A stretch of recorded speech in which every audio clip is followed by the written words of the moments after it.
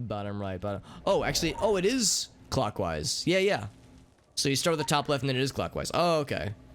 Yeah, in my brain, I was like, I thought it was, I thought I had remembered it where, like, it skipped around a bunch.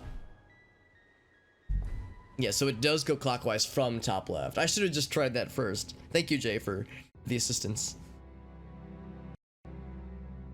I think there's something somewhere that makes mention of time. Like, as you're doing the quest, like the parts of the quest that lead up to unlocking the door, there's something that makes mention of, like, of timing of the essence. And I think the thing you're supposed to latch onto, it's like, oh, time, that means like a clock following it clockwise. I think that's maybe what they're getting at. Because prior to that, I was like, man, I don't exactly know how you're supposed to be able to figure that out. So yes, we got the clubhouse. This is, and of course, yeah, we found a beheaded corpse and a person with multiple lacerations, very much sword or blade looking wounds. We're here hoping to find a trail that's been left presumably by the bunny assassin people. And this clubhouse specifically is also owned by Morninglight. Morninglight, or not Morninglight. Well, yes, Morninglight, but specifically the Fear Nothing Foundation. Fear Nothing were that weird youth camp that turned into a Heaven's Gate cult that we did in the offices downtown. This is like an auxiliary or like a satellite area from that same culty group. Apparently this one is like more of a recruiting area. That area we went to previously was their like campground. Like that's where they like trained their victims. So I'm sure they didn't call them victims, but they prepared their understudies, that kind of thing. This is where they would rope people in. This is like, hey, if you're like a really bright kid, you'll be able to find us. We have video games, we have arcades, we have like a library. Like, you know, we're so chill and fun. And if you want to learn more, come visit our offices. Like, this is how they would ensnare people. Clubhouse kids. Well, they don't look like kids, but they're, I wouldn't doubt it. Oh, we got big numbers. Big numbers. Sometimes that happens where like, obviously when you're damaging people, damaging bad guys, the numbers pop up above their heads. Sometimes if the camera is oriented in a certain way, there's nowhere for the numbers to go, so it just emblazons very big across the screen. Yeah, lots of decorations, lots of dead people, all good, all good. Your memes are at risk. Oh, I gotta leave my memes with Arctic. He'll be able to safeguard them. Good to see you, buddy. Just put them in the bag, nobody gets hurt. Good to see you, buddy. Hope you're doing well, man. Arctic is always a pleasure having around, dude. He's one of my several most trusted mods. I have many mods that I trust deeply, and Arctic is amongst the top tier lads and ladies. He's a good dude. Despite what Arctic will tell you, he's a good dude. Arctic will be like, hey, Alex, don't be spreading this slander. I can hear him typing furiously as we speak. Feverishly. Also, I'm curious about what this arcade machine is. Oh, is this the one that was in that we actually saw at the main offices? The Soulmate? Yeah, it's a Soulmate game, yeah. We can't really see the screen. It's just all fuzzy and shenanigansy. Stealing from the mod office. I mean, I would say that you've passed the test then. Can I fight this guy from here? Then you've passed the test in being a resourceful mod. I'm not gonna say that I stacked the odds to make it so that, you know, to be a successful mod you have to steal pens and papers from the mod offices, but I'm not gonna not say that. What were the things that they left? Right. Oh, they were trapped in the clubhouse. Oh, so they couldn't escape then? Interesting. Let's see what the note says.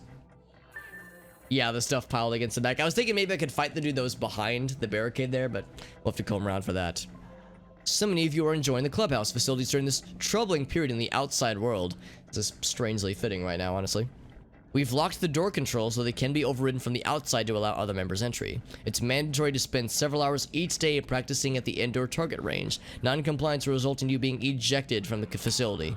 Whenever I hear the term like being ejected, I think of like somebody sitting in a spring-loaded chair and somebody hitting a big red button and they're just getting yeeted like outside the building, like through an open window or something. So that's where my brain goes. Like these lads. Actually, one of them is a lady, so it's a lad and a lady. Regardless, we shall fight them. And of course, here's another one of these things. I shall I am once again asking you to watch me dance. Whoops, wrong button. Nope, not that one. Emotes. Emotes, I keep clicking on the wrong thingies. This one. There we go. I like how we get the spotlights whenever we start to bust a move. We're stepping on a few of the buttons. Only a few, though. I don't think I'm a very good DDR player, guys. Yes, these are regular people that were killed. They weren't like filthified zombies or anything. They were just dudes and dudettes just doing their thing. I'm a little bit surprised by the amount of like, well, maybe there's sodas. I'm just thinking like I wouldn't expect this to have like a full bar since these are kids. So you would think alcohol wouldn't really be on the menu, so to speak. I think there's something behind the bar, isn't there? Yeah, here we go. I was like, I think there's something out here. I was looking for fancy messages. The legal limit for alcohol consumption is 20. Oh, okay. If any of our patrons go home to their parents intoxicated, it is only a small leap to a police investigation. Use your judgment. Lie to the patrons if necessary. Tell them that you were giving them an alcoholic drink and then mix them something non-alcoholic. And remember to always add a small amount of MDMA to the first drink. Oh my. Says the management. I'd forgotten about that little detail. I'm noticing that there's either filth on this computer or maybe it's just a blood splatter because, you know, there's people that got murdered horribly. So, okay, so never mind. It wasn't an alcoholic bar, but they were spiking their drinks, which is not exactly much better. What? Oh, hello. Didn't even see you guys. More Clubhouse kiddos. Oh, who are very interested in Living Flame. I mean, Living Flame's pretty interesting. I'm not offended by Living Flame drawing more attention. Them all like come straight from the bartender, right? Yeah, instead of some creepy dude at the end of the bar. Yep. At least you're getting it from a trustworthy source, right? It's like, oh, it's the bartender. He'll take good care of my mollied up ass. Also, there was perhaps a story of personal horror that happened down here, down in the clubhouse. Let's see what this first journal page says. I'm sure it's nothing horrible, right? It's not going to be like anything we experienced at the Fear Nothing Foundation. I'm sure there's no horrible, awful, unethical things being done to children here, right? So the news says there was a bomb. So presumably, when the filth bomb was detonated in the subway tunnels, then that was when this place went on lockdown. There was a riot. I don't know what to think. The door of the clubhouse has been locked. Someone said they're doing it to keep us safe. It's like they don't understand human physiology, or maybe psychology, about fight or flight or sit and wait. Yeah.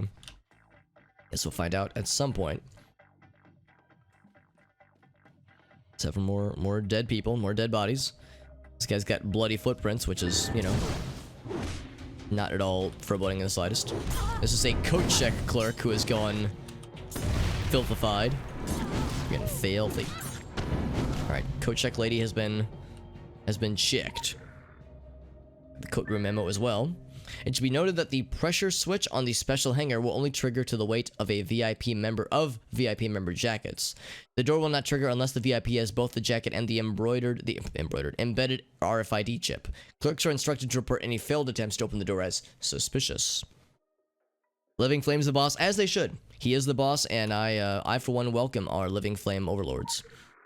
Okay, so we have to find a VIP jacket so we can hang it on one of the hangers. And proceed into some kind of cool, secret, super sneaky, super secret area. Or the notes that are visible here at least. There's a lot of things to watch for, a lot of journal pages to find. Of course, there's like the main story that we also have to follow as well. I see a thingy down here. Oh, look at that, a jacket. Is it a VIP jacket or just a regular boring jacket? There's a coat. It's a coat. We'll try that in a bit. I also want to like poke around a little bit more just because obviously there's lots of other things to see. Like this journal page right here. Oh, there's sleeping bags here, which presumes that, yeah, they were held up in here for a while. So this is the... I don't know which journal page this is. Looks like we're finding them out of order, which is fine. It's been a week and things have fallen into a routine. Food still comes from deeper inside, but there's less and less of it. Doesn't matter though, because there's less and less of us too. Everyone who sneaks out of here doesn't make it back. Whatever's out there is a lot scarier than what is in here. We've been watching the news and the quarantine wall doesn't seem to be working. They're planning to add a second wall and this time we'll be trapped inside. Okay, so the walls weren't built until after the filth bomb went off, which is surprising. I just assumed the walls were always there, but yeah, they built up the walls after the bomb exploded, which means they were built pretty quickly, which is surprising. So day 9, no food for a couple of days. Everyone's hungry. Drinking soda from the machine doesn't help. It makes us all jittery before we crash. So I'm so hungry right now I could die. Is that our fate? To die trapped inside these walls? I think if it got desperate enough, I'd be willing to go out there. At least die in the open air, it says. Yeah, unsurprisingly, things get desperate. I mean, are any of us surprised at all? Washing the blanket you keep at your desk, but it's having a trouble. Oh, I was gonna say it's probably still like super wet. Then yeah, I guess you have to air dry it. Or now it's a bonus weighted blanket, Arctic. Eh? No, I'm sure it's probably not very fun. A literal wet blanket does not sound like a fun time. Arctic, I advise that you should, you know, as your boss, I advise you should totally steal one from the mod closet. Since we have mod offices, you know, I'm building up this headcanon that we have like this whole office building rented out where all of my channels, my Discord and Twitch mods can congregate and I don't know what kind of official mod activities would need to be done other than posting memes in the Discord server. By the way, shoutouts to our Discord server, by the way. If you want to see some quality memes, we got some right there.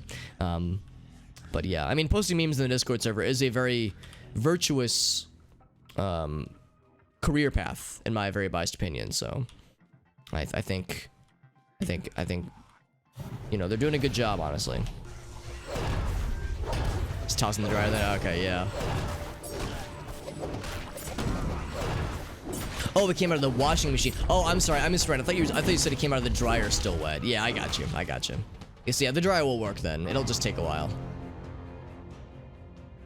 You did, yeah, you wring it out. That's good. Yeah, wring it out first rather than having just go sopping wet in there. That would take forever.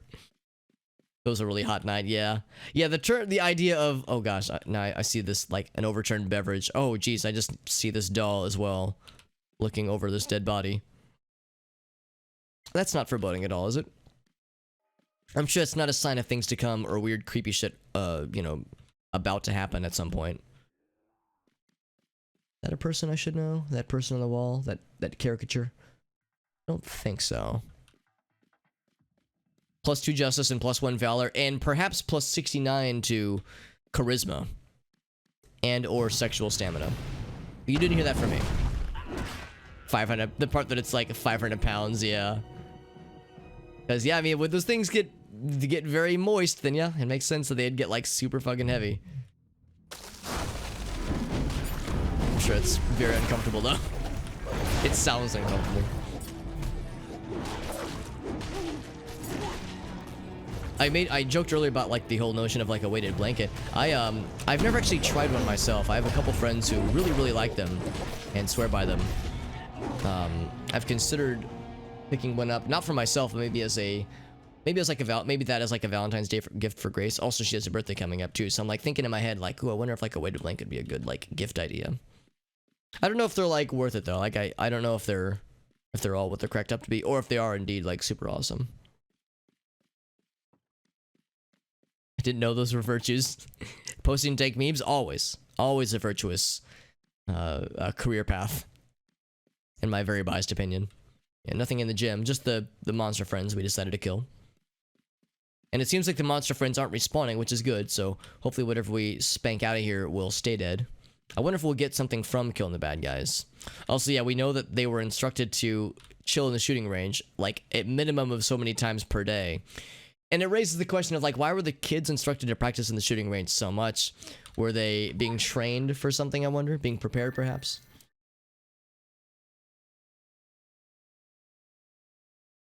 Yeah, that makes sense. Yeah, for sure. If you're on the spectrum, or just like have anxiety in general.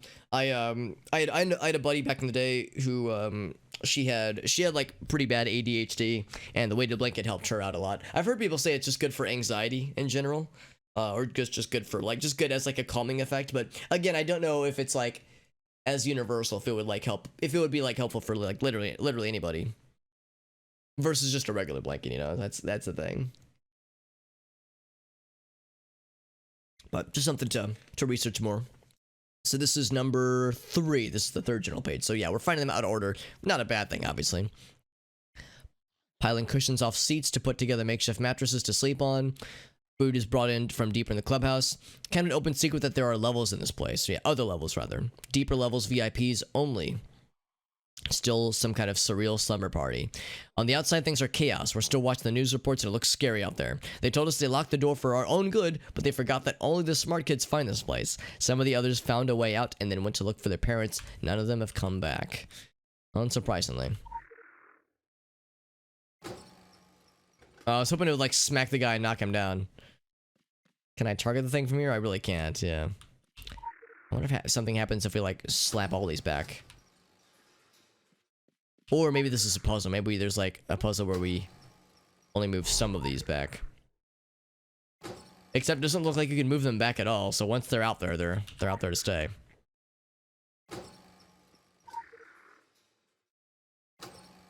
I just want this to like smack one of them. Like maybe this will get this guy right here. He's standing right in the line of fire. I was hoping it would just like smack him down or something. Specific sleeping posture.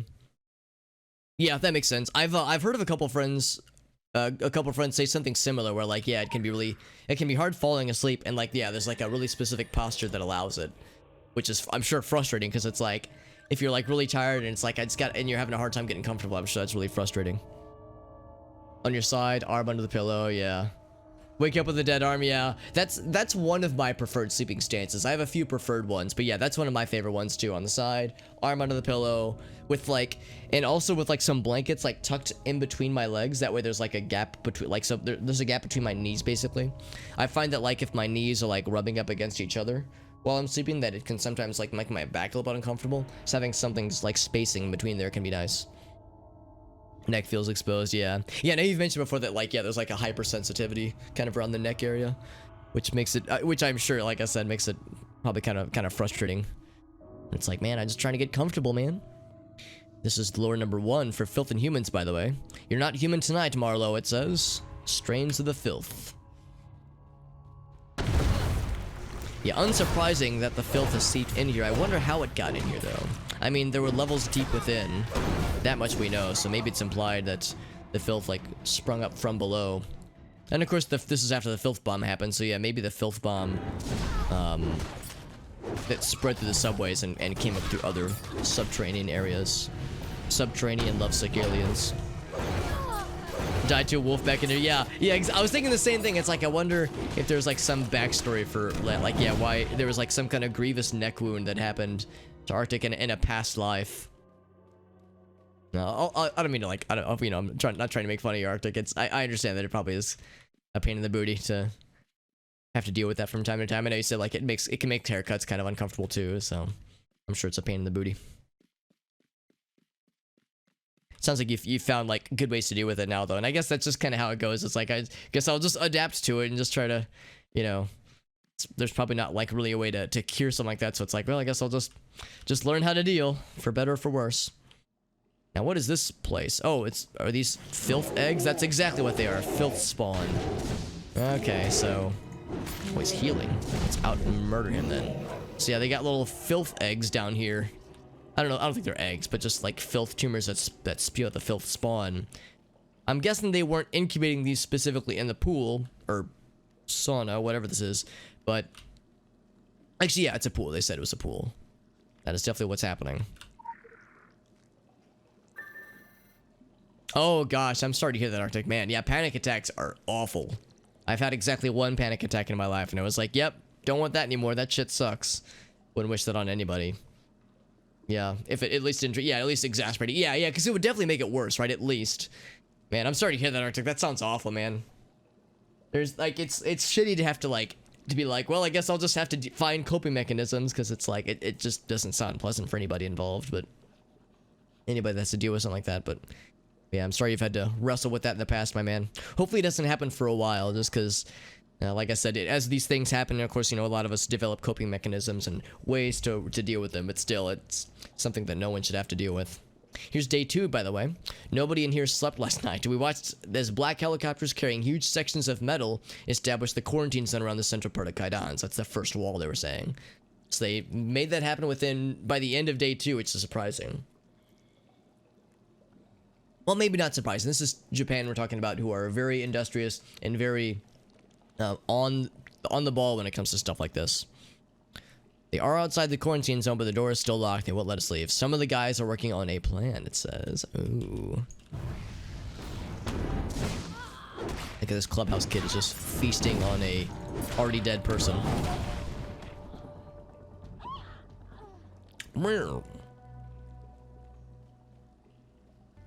Oh, there's a thing down here. Is that the thing? Colossal filth spawn.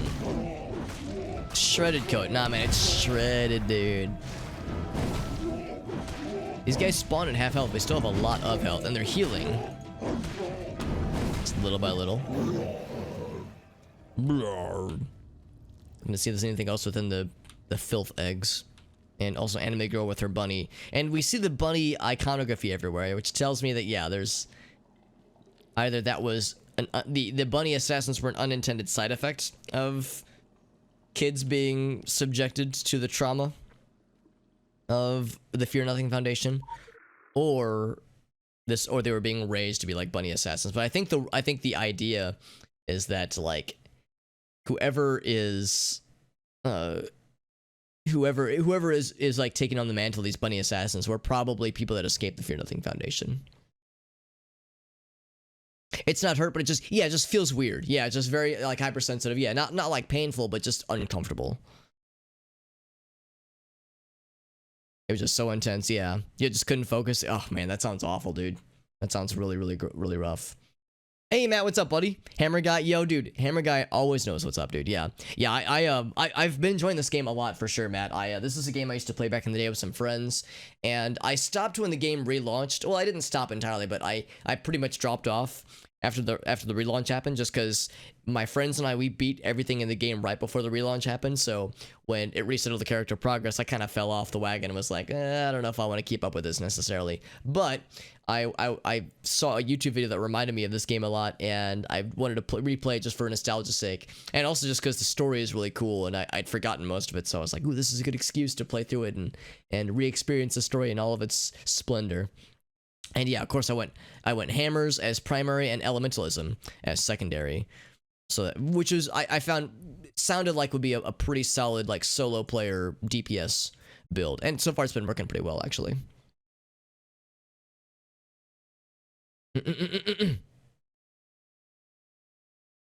Oozing pustules in a swimming pool's rule sign. Yeah, exactly. All right, so here we go. So yes, no sexual congress of any kind. Oh, come on, man. It's no fun. No mind-altering substances. No swimming if it's been less than an hour. Yeah, I'm guessing, yeah, at least a half an hour, yeah. Yeah, I would assume half an hour would probably be fine. No swimming if you have poor personal hygiene or a history of violent seizures. What about regular seizures? Are those okay? No swimming with guns from the shooting range. Oh, come on, man. I can't have sex in this pool. I can't fire my gun in the pool. Is there anything I can do, man? Some bullshit. Open sores and or oozing pustules. Oozing pustules, they say. Yes. I wonder what could be coming from these oozing pustules, or what could be starting them from in the first place. Maybe that implies then that they were already being subjected to the filth, and that the management knew about it and or were part of it. But again, that really wouldn't make sense, because the filth bomb wouldn't have exploded by the time that these rules were drafted. I mean, the filth predates the filth bomb, but it sounds like the filth wouldn't have been really a thing in Tokyo until then. I don't know. It's still I'm still unsure. Communicable diseases of any kind. Avoid drowning if possible. If you're unable to avoid drowning, be advised that your body will be dumped in the harbor. This is a youth program, by the way. This is a youth program for troubled kids. Just throwing that out there. This is for children, or at least people under 20, at least, but definitely children. Teenagers, presumably. Management of the clubhouse would like to thank you for respecting the rules and like you to advise that by choosing to use the pool, you'll acknowledge that there may be significant risks to your mental and physical health. By choosing to use this pool, there may be significant risks to your mental and physical health. Yes, there was some bullshit going on in this pool well beforehand. Maybe they were pumping the pool full of MDMA as well? I don't fucking know, dude. The investigation stuff, yeah. That's a good point too, Matt. Yeah, like I imagine when this game first came out, the investigations were probably like really special in that they were Like, you would have to like Google stuff and look for clues and whatnot, without just happening to stumble upon the correct solution. Obviously, there are sites now that offer hints without giving you the immediate solution to these things.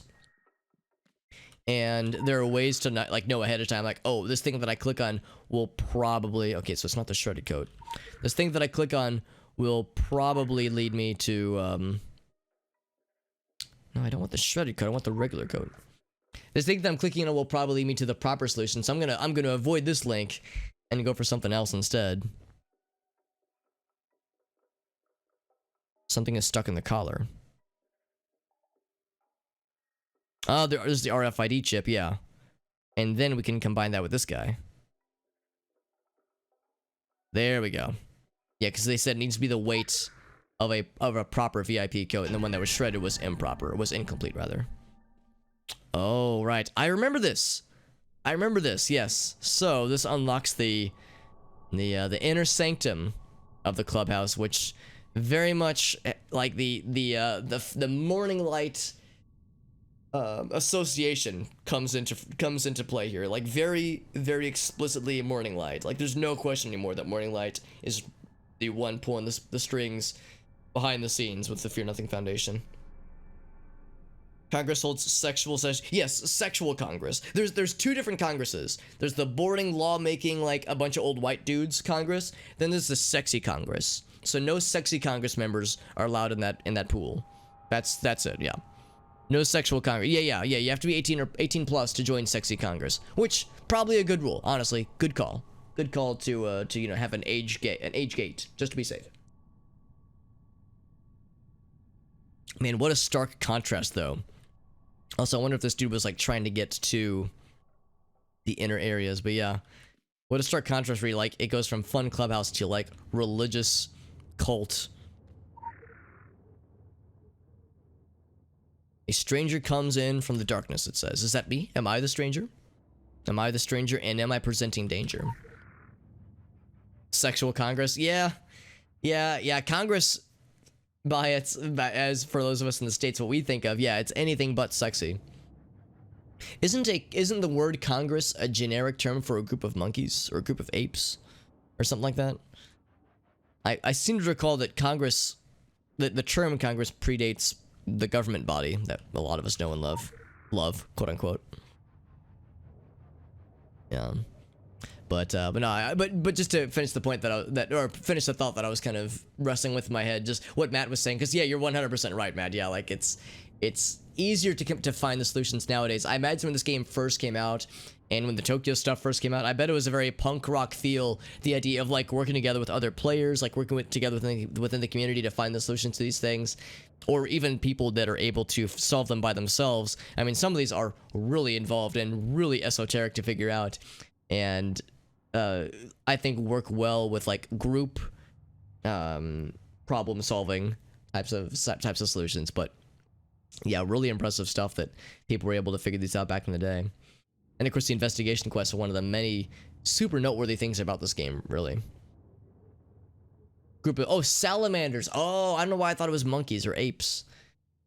But because it's a group of lizard people, which, yeah, as we all know, is a verified fact. Right. Yeah, absolutely. And that needs no fact checking, of course.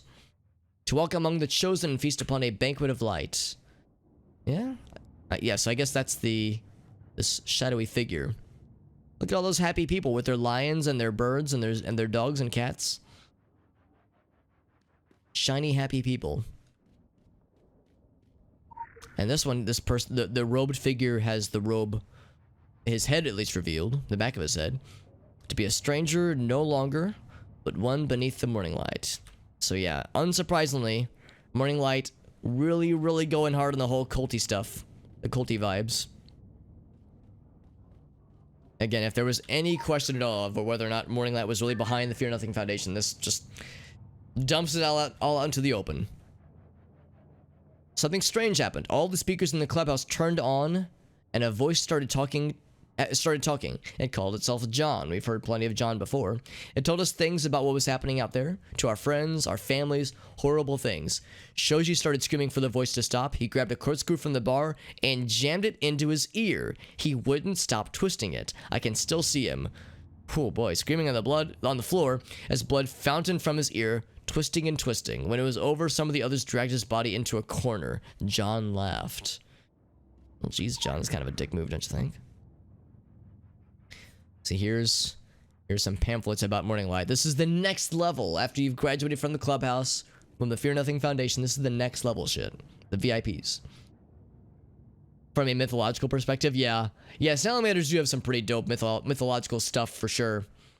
Because they're like fire-breathing lizard buddies, right? I mean, or they have other things about them too, but I just think about their connotations with as fire deities. You've obviously taken some great steps along the path to enlightenment and you become a VIP. You have a lot of questions, but for now, let's talk about the rewards that you've earned. So what to expect. Now that you're here, we want you to think of us as your family. Oh, that's not red flaggy at all, is it? We're not just your friend. We're not just like a group that you can come to. We're your family. We are all that there is. You can tell us anything. We promise to hold it in the highest of confidentiality. You can use our facilities available. In addition, as a VIP, you have access to the auditorium and the cafeteria. Auditorium is where you further both your educational and entertainment needs. Screen films, latest blockbusters to vintage classics, provide free lectures, metaphysics to religious history. We routinely host guest speakers from the Morninglight who have graciously provided the facility for us. Cafeteria has amenities that are free. Selection of nutritious and flavorful foods, good for the body, mind, and soul. I wonder if they mean the enemas that we heard about in the Fear Nothing Foundation, or the that solution they were drinking to basically, it was pretty much like a prune juice solution to make them shit themselves, keep them dehydrated all the time. They're blowing a fire. Oh, right, when they burn logs, salamanders would crawl up. There we go. They come from the fire then. They were making salamanders. That's so fucking metal, dude. I love it. Can we just say that's what's actually happening so I can feel better and be like, yeah, that's much more entertaining. That's much more entertaining than boring old, evolution, man. Yeah, man, I birthed these things by motherfucking fire like a boss. So let's see. There's a few new rules. The AAAs of responsibility. It's to protect and maintain your VIP status, and following the rules is for the benefit of everybody. Associate only with other VIP members, so you can't even, involve yourselves with non-VIPs, those dirty, unwashed masses of non-VIPs. Ugh, gross. Assist any Morninglight members who request your help. Representative of the Clubhouse and the Morninglight are our benefactors. Whenever I hear the term benefactors, I think of Dr. Green, the administrator, Dr. Green, from Half-Life 2, when he calls the Combine our benefactors. Let's see. So mandatory services, overcome your fears and march triumphantly into the Morninglight. The services will do that for you. Remember not to tell anybody about the Clubhouse. Shh, it's a secret. Salamanders are cute. Agreed. Over 500 salamander children. It's true. He's been producing salamanders this whole time. Imagine, instead of leaving a a flame trail in his wake, with every footstep he takes, there's just little salamander friends that skitter about. Also a dead security guard. Not sure what happened here. Now I remember what happens next. I remember the sequence. Crack chimes, the old eon's dream of the long winging flight through the void. Beware St. Toad's crack chimes. St. Toad, come in my soul to the immaculate slime. Hearken, hearken, listen to the boiling beam, for he is the messenger of the lucid dreamers. The boiling mean beams of the stars that scream, the lucids approach. Eat, lest ye be eaten, for the dark teems with eaters. The city does not suffer, the people are liberated. The light burns so darkly, light is dark and dark is light. Submit to the bright darkness.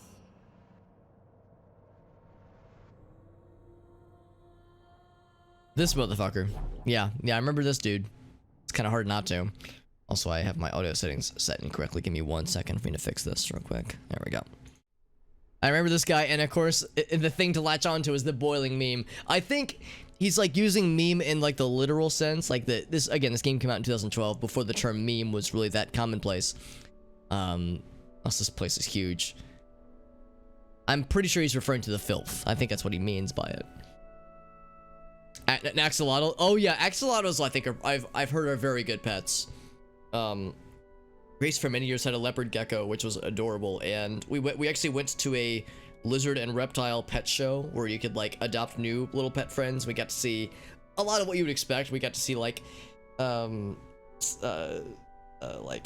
just other reptile friends. We got to see like chameleons and little froggy friends and like just other pet lizards and amphibians and reptiles.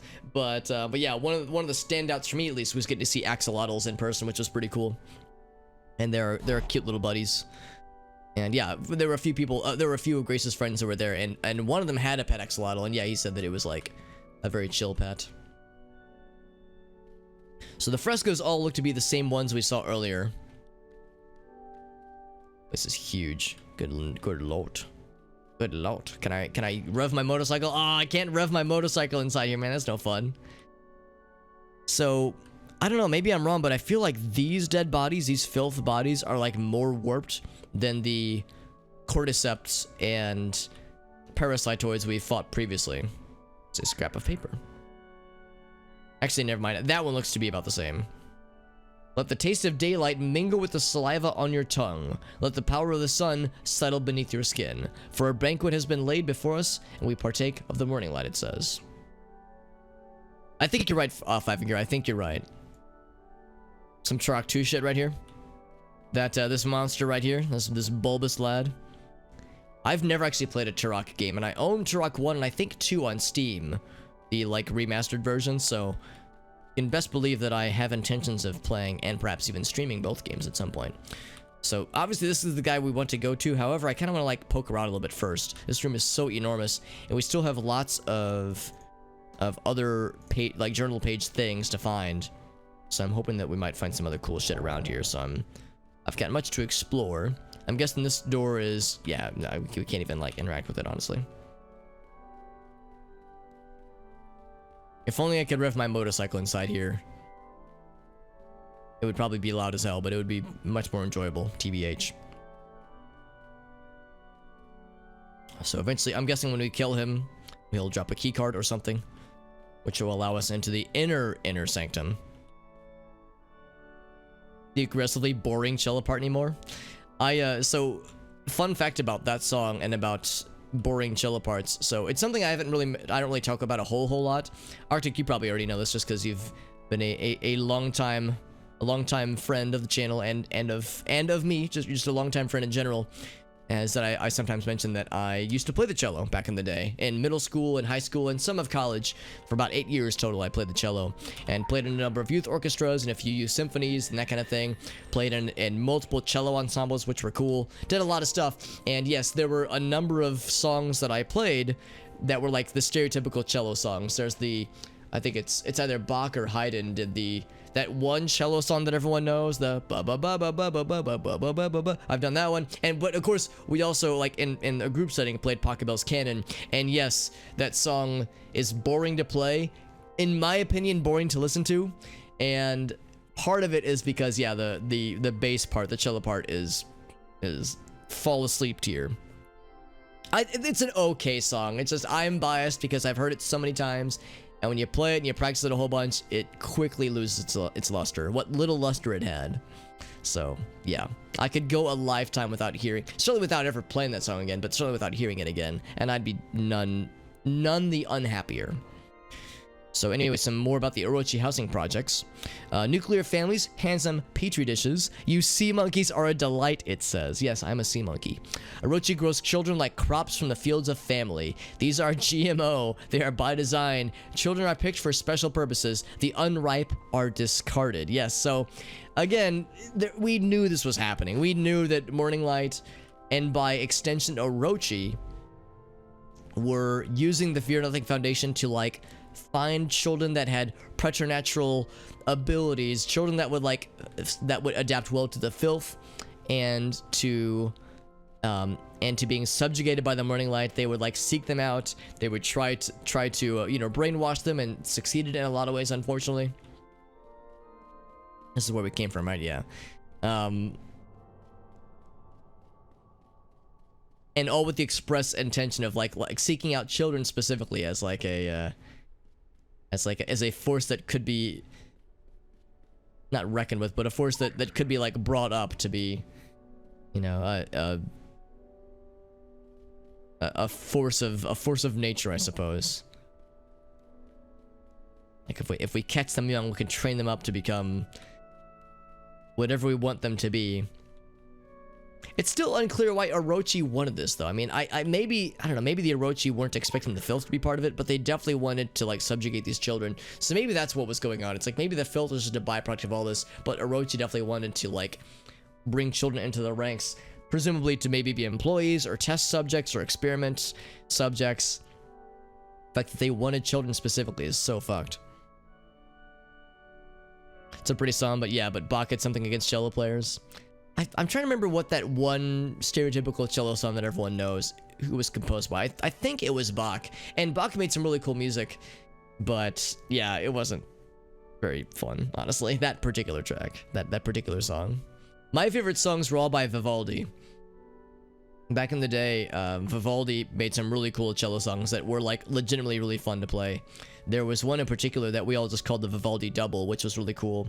I remember the Vivaldi Double was always special to me because as a young, budding cellist, I remember I would see the older kids play the Vivaldi Double, and it was so complex and so involved, and it sounded really cool. I remember being like, man, once I'm like able to play that, I know I'll like have ascended to that level of being able to play this really tough piece, because it just looked so impressive and it sounded so cool. And it's a double, meaning it's for two cellos, so it has this kind of cool personal flair of just you and one other person, and making it sound very good, and having the two complement each other just right was a tricky affair, but a very cool one to hear and experience. And eventually, as I went through the Suzuki book program and like learned how to play the instrument better and all that jazz, eventually I was able to play it, which was cool. I was able to like learn both parts of it, which was cool. And I remember playing it in a few like recitals with some other of our cello buddies, which were cool.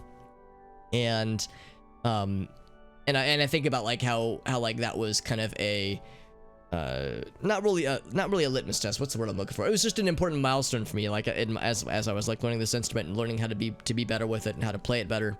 I always hold that song as like a kind of a special place in my heart. So Vivaldi as a composer is one who's very important to me, even though I only know a few of his songs and know of a few of his songs. Like I've never listened to the Four Seasons, like the Vivaldi suite, so I'm not by any means a classical music snob. There's still so much I've never even so much as listened to before. I'm guessing it's beware the Faceless Shadows. Do not heed their whispers. To the starving, they'll offer poisonous sustenance. To the defenseless, they will offer slavery as protection. To the dying, they will offer suffering as solace. Do not heed their whispers. Now, this is interesting because we've heard the whispers previously, how we were supposed to either trust them or avoid them, and I assumed that the whispers were referring to the filth. Maybe the whispers are referring to Gaia in this case. Did some percussion though, yeah. Started practicing to get it, would just kind of dropped it though, yeah. I mean, doing instrument like music as a kid was fun. But I will readily admit that I definitely didn't have the passion that's required to stick to it. And I probably would have quit sooner, honestly, had it not been for, I wouldn't say pressure necessarily, but I would say definitely coaxing from my parents and others to like really stick with it, because I just wasn't that good, and I'm still not that good. Obviously, I haven't really done much with music in quite a long time, but I mean, it's neat. It's a cool thing, and you can do some really cool things with it. But the like the amount of time it takes to practice. I mean, for many years in a row, I practiced for at least an hour every day, and I mean, that takes a lot of time. That's a lot of time to invest in something that you're just not 100% down for. So I definitely don't regret my time with it. Oh, so we're gonna go ahead and fight this guy, I guess. I don't regret my time with it at all. But I don't know. It's not something where I would say like, oh, everybody should do this, because I don't think literally everybody should do this. The Lucids are not done with you. Right. To say he's summoning some buddies, I think. Oh, interesting that he can be yeeted. I was not expecting him to be yeetable. He does a lot of damage though. Well, it's actually not doing a lot of damage right now. Early on, he started doing a lot of damage, but now he's kind of a chump. What's this one? Oh, I thought it said pressured churchgoer. It's a resurrected churchgoer. Interesting how this guy is so filth-laden, yet he seems, by all accounts, to be a pretty normal-looking dude. Beware St. Toad's correct times. So I can't interrupt his move, unfortunately, when he's doing that thing. I can still attack them, though. That's cool that you did percussion there, Arctic. I always admire percussion in with music that I'm listening to or musicians that I'm watching. I've always thought drums and percussion was just so freaking cool, and I still think it is. I think still think it's dope as hell. And what I should be doing is not attacking whatever he spawns. I should be taking more time to just go ahead and fight him, just because whenever we kill what he spawns, he immediately goes on the defensive. Except now he's fighting Living Flame. Yeah, percussion seems dope as hell though, but like with any instrument, it requires a lot of dedication and practice. It's a significant investment, time and money-wise. I mean, my cello that I still own, by the way, was not cheap. He's got 1 HP, and I'm just wailing on him. Several thousand damage after he's down to 1 HP. This universe is a graveyard with corpses of planets. This is my body. I offer it up to the Lucids. I gotta get into the safe zone. May their communion consume you. So I think this would kill otherwise. Bam! So it wasn't even a filth death. It was like he just fucking detonated himself. Surprised this building, this place just didn't crumble from that explosion.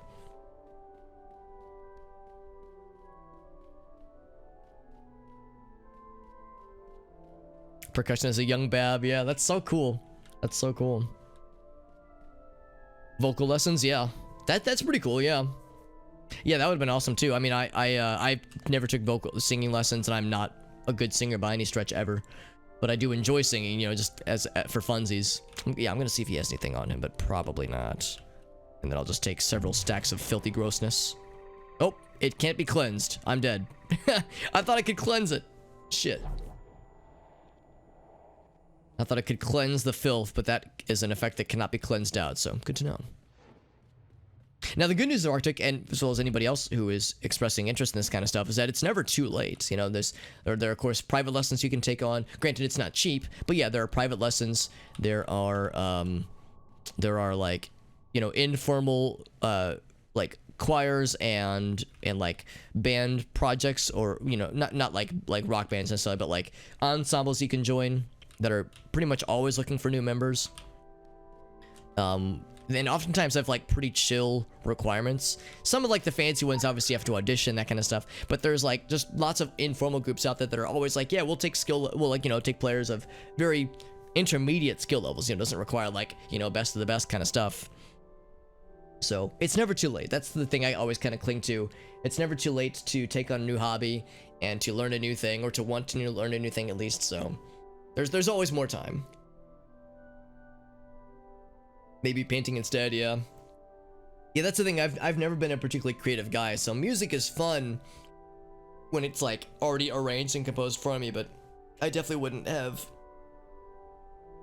any ambitions to like, from like the creative element of music at least. But it was fun. Like I said, I don't really call myself a musician anymore, just because I'm so removed from it. It's been such a long time since I've played any of the instruments that I own to any like actual rigor. But playing it for 8 years, it definitely gave me a background with it that I do appreciate, even if it's something that I didn't love while I was doing it and don't really love in hindsight. It was still an interesting, informative experience. So for better or for worse, it definitely is something that I'll I'll have with me, you know, for the rest of my life, obviously. Learning Japanese. Oh, that's a good point too. Yeah, when you already have a new thing that you're learning, you don't want to obviously like take on too much. There's only so many hours in the day. Yeah, daily practice with that. Yeah, exactly. Yeah, one thing at a time, obviously.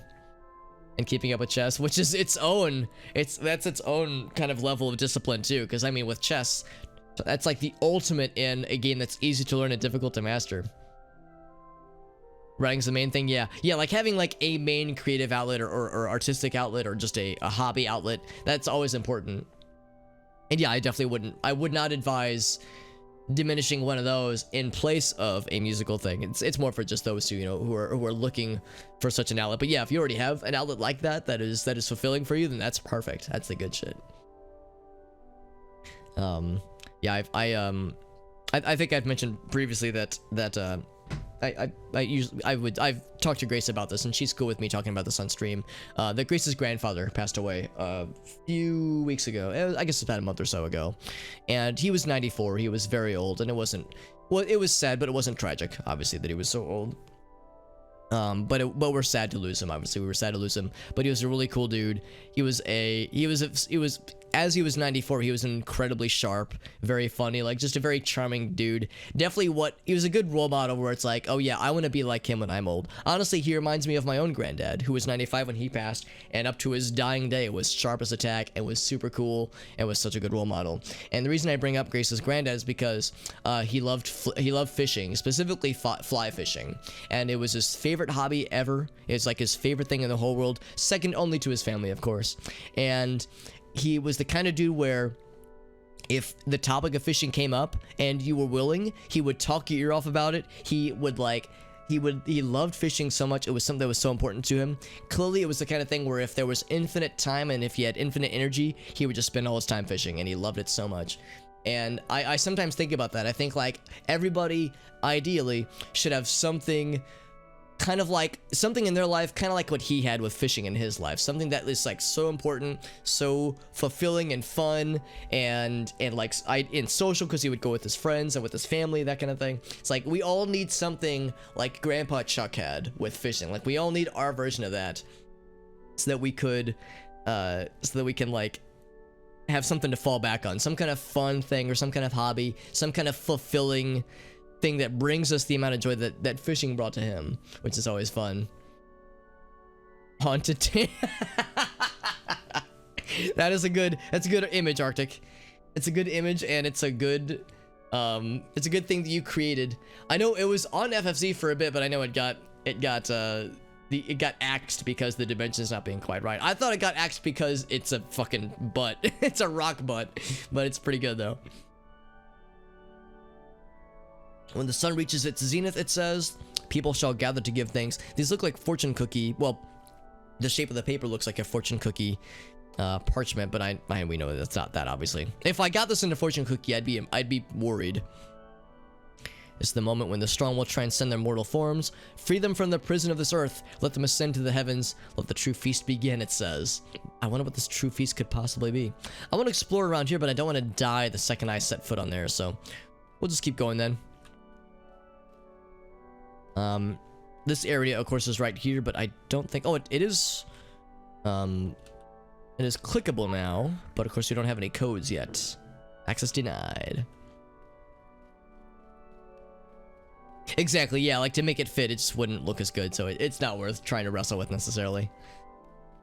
But I do like the idea of an Arctic of us emotifying, of you rather emotifying the blessed taint in the pre-stream screens, or the pre-stream screams rather. Now this is the area that we have not explored yet. Should I be checking these, I wonder? Maybe like one of them has something fancy.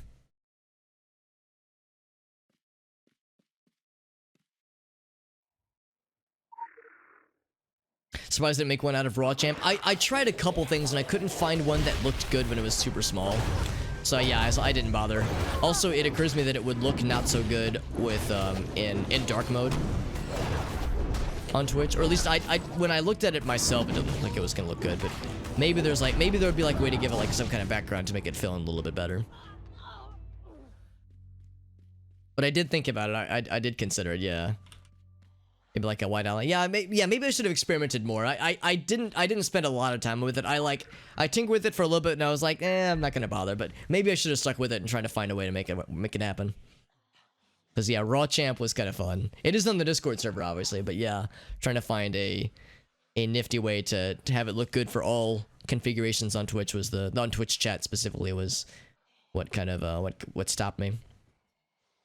So let's see. So somebody says asking where someone is. Hiding in the mess hall. The cook went insane. The cook reached for me, hands that were not hands.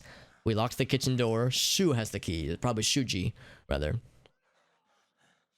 So yeah, again, very clearly, it didn't take long, at least, for the filth to manifest in here. And that priest dude... Actually, do we get more details about this priest guy? No, it's just a key to the kitchen. Actually, I'm kind of curious, yeah. Was there information about the priest? Like what he was doing and what his deal was? It doesn't say. Because he was obviously, like, infected with the filth and was, like, intentionally manifesting it everywhere. So maybe, again, yeah, maybe the implication here is that the Morninglight seems like they are trying to welcome the filth, and if Orochi is behind the Morninglight, then it means, yeah, this all predates the filth bomb. Last will and testament, it says. This is the fourth message. In the past few days, I've become certain that I'm going to die in here. Let this stand as my last will and testament. If the world doesn't end, if there's someone left alive to read this message, please get this to my family. We were never close, but that is as much as my fault as theirs. So to Hikari, I was jealous when you were born, the way father smiled for you, the way mother spent all her time with you. I was angry. I didn't see that the time that they spent with you did not mean that they did not want to spend time with me. Love is not a set of balancing scales. I want you to have the bed which we used to share in winter. I remember how warm it was, comfortable and safe. I want you to lie there and miss my warmth. Oh, my father, consider myself smarter than you. I think I know where it came from. I watched you day after day, week after week, working 15 hours a day. Jesus. For the company, I watched you slave for them, and I came to hate you. You were not a man, just a tool, used day after day, and used up. Here in the darkness, I miss your strength. You did your best. How much did you hate that job, but still kept doing it, and why? For love. For us. Because the world turns, and your place in it was never as important to you as our place in it. To you, Father, I'll leave the picture you took by the swan boats. Do you remember? I was only young, and I didn't judge you then. I only loved you. Remember me like that. To my mother, I thought you were weak. I thought you had given up your dreams to be a partner, but not an equal partner. For me, it was the unthinkable betrayal of self and a choice that I would never make. I pushed you away and I pitied you. Now, above anyone else in the entire world, I wish you were here. To comfort me, there are guns and wars and men and heroes, but I just want my mom. Realize now that I was always enough for you. I want you to have my diary. It contains all my hopes and dreams, all the things that they gave and that you gave up on in your life, so that I can have them in mine. I mean, this is heavy stuff. Unsurprisingly so, it is heavy stuff. This is very much a continuation from what we saw in the Fear Nothing Foundation, when, you know, the stuff about the kids that knew that they were going to the third floor and never come back. You know, you read through those things and it's like, granted they were the messages from kids who were brainwashed, but still it was still pretty brutal. These kids aren't brainwashed. These were just Clubhouse visitors. I think the idea is that the Clubhouse is for kids who hadn't yet decided they wanted to join Fear Nothing Foundation. So it had, you know, very much a different kind of connotation there. These were kids that were very much not brainwashed at all. Also, we found something. What did I find? Was it a key? Yeah, we found the key. Unlock the kitchen door. All right, cool. Also, this is done now. Very good. Which means that she is level 25. No, not yet. 23 still. Excuse me. A smaller outbreak, yeah. Yeah, because we know the filth predated, or pre-existed the bomb, rather. Like, it has definitely been here long before the bomb has exploded. So it wouldn't surprise me if, yeah, they were already well entrenched, so to speak. Also, Arctic's got the white outline. Ooh, that looks much better, Arctic, yeah. Oh, and he's already uploaded it. Awesome, thank you, Arctic, for uploading that, yeah. Yeah, I feel bad that you have uploaded it, because I know it takes up one of your slots. So I feel a little bit bad that you're taking up slots on your FFZ account for my very selfish gain. But yeah, that looks perfect. I'm gonna go and add to my channel. I know it needs to be approved first. But yeah, that's awesome. That looks so much better. Because yeah, when I was tinkering with it, I was having a hard time making it look, you know, good at all. One thing I might do too, I don't know, I'm looking at it, I might want to tinker with this more, because, well, it's tricky, because on the one hand, I want to leave it as it is, as it was first constructed. But then I see, like, the mouth is kind of hard to see. Although maybe it's just my monitor, yeah. I wonder if maybe I should experiment more with it to see if there's a way, like with very minor tinkering, to make it look a little bit better in the small view. Make it not look better necessarily, but look more identifiable. So I've always thought the best emotes are the ones that you don't have to like embiggen to be able to see the details. But like I said, it's a fine line because the original image itself was spun together in 3 minutes, obviously, for better or for worse. A shell script that dumps the Book of Revelations into... Oh, really, Arctic? The entire one? Holy shit. It's just spam a Discord server? Yeah. Oh, okay, that's good. So there's no limit on uploads. Oh, shit, did I die? Oh, crap. I alt-tabbed. I was not paying attention. Shit. I was not paying attention, clearly. Release me.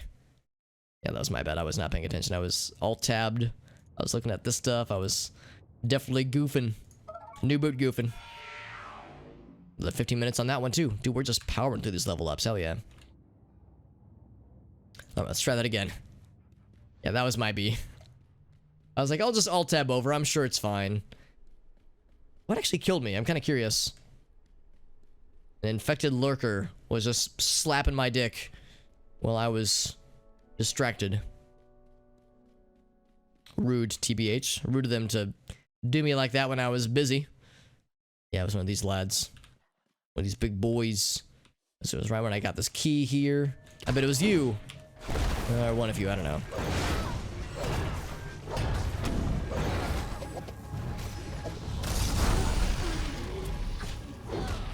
There we go.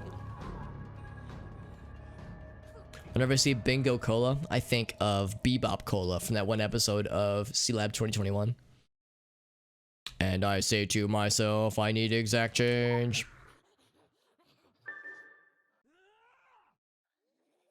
Wash your brain after imagining it. Understandably. Understandably so. Too important. Yeah, yeah. It's good. It's good.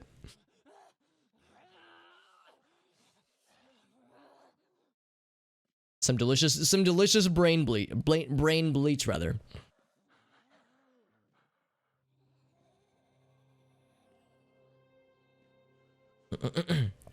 All right, so this is, I don't know whose phone this is, but they mentioned Yiko.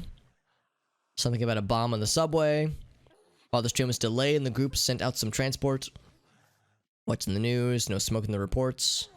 School's been canceled. Father called, they have been asked to work late. This guy's slowly encroaching upon my shit.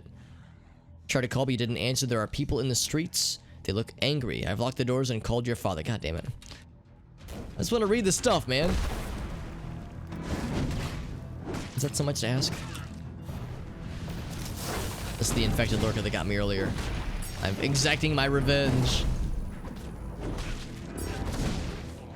Oops. That's a large AoE that they drop. I feel like certain filth enemies, they just do that initial burst.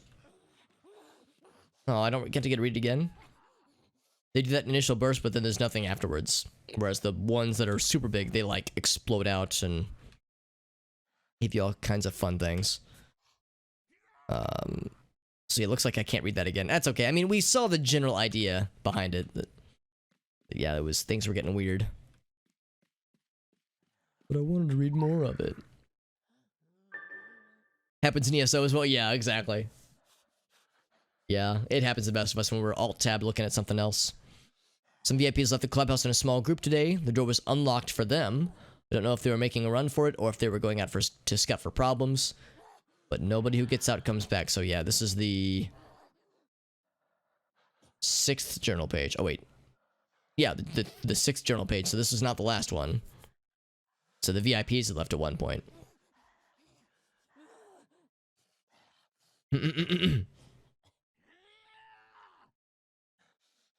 Just while you're reading something, yeah, it's like, dude, I'm busy.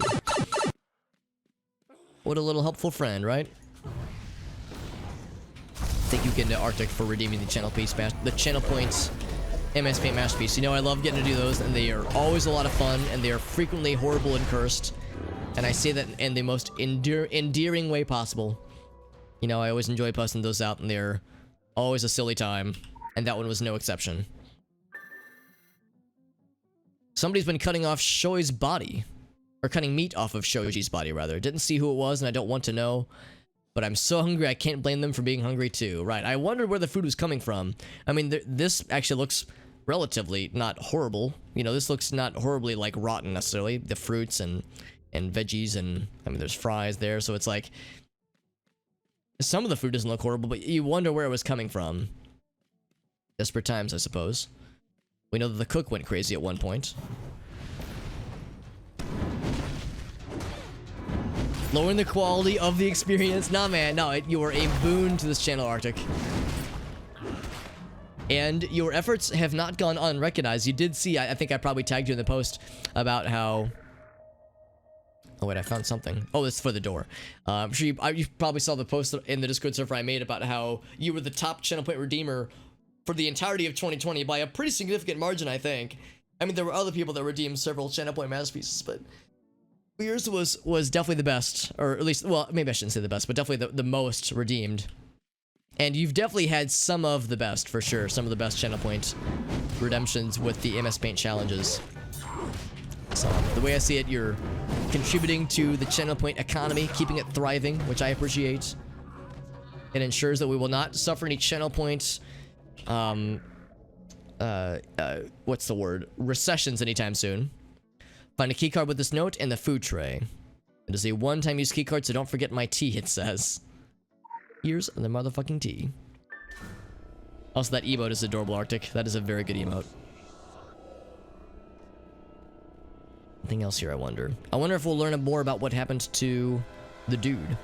Also, what did I just find? Something rank. It reduces the effects of direct healing, barriers, and leeches by 40%. Something stanks in here. I wonder what's the source of the stank. Nightmares in the Dream Palace. Let's find out.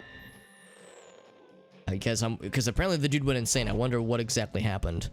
Also, whenever I get near the sushi that's on the ground, that's when my guy feels sick. I guess he's not very down for ground sushi. Can't say I blame him. The spirit of somebody. Tormented disease.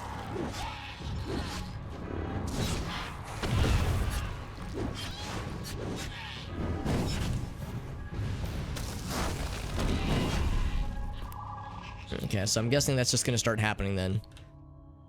With a number of the corpses. Now that we're like rummaging around near where they've died. The spirits of them are gonna start to get weird. Has he seen me? Oh yeah, he's already seen me. Didn't take long.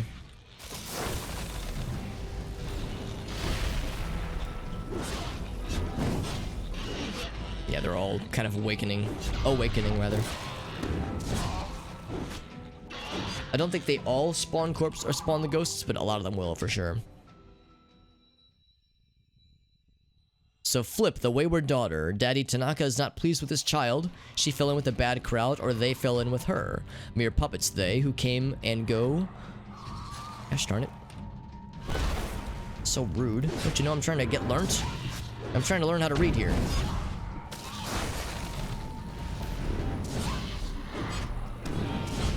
Also, I think I misread earlier. I said tormented disease instead of tormented deceased. Those are very different words. Mere puppets they who come and go at bidding of vast formless things that shift the scenery to and fro. The rabbit approaches closer and closer, it says. Also, it seems like it's just spawning infinite ghosts forever, so I'm just gonna leave. Some force holds the door shut. Never mind, no leaving at all. Fighting all the ghosts forever then.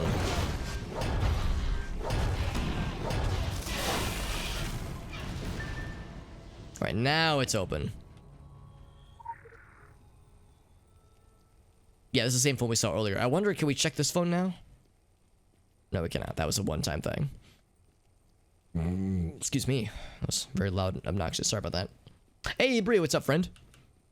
Good to see you. We're doing more Secret World Legends. We've passed the point of... Oh boy, what's this? We've passed the point of trudging through the informal youth camp areas in the Morninglight. We found their, like, actual churchy areas. And now we found this big bastard. Let's fight the big bastard. Except I can't fight him from up there because that'll kill me the second I set foot up there. So I need him to come down to me. Can I fight you from here? I can. Okay, good. The crawling prayer. Let's stun him real quick. Can I yeet him? I can hit him with it, but I can't... Oh, wait, hold on. This one. Okay, so I can hit him with it, but he won't get yeeted. Unsurprisingly. What are you doing? Oh, I have to hide again. Except I'm not hiding, I'm just getting outside the range. Last time I had to hide behind the pillars. Because the dude fucking nuked his ass. His own ass. Oh my. A lot of filth. It says I defeated him, but I'm not so sure I understand. Knock down a column to cross the filthy flow. How's about this one then?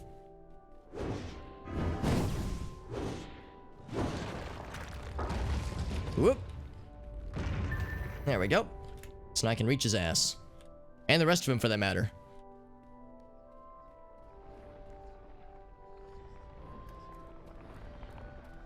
Oh gosh, it's slowly increasing, whatever this is. Okay, something else. Maybe I should get the heck out of dodge then. It's very slow. Oh god, what's happening? I'm scared.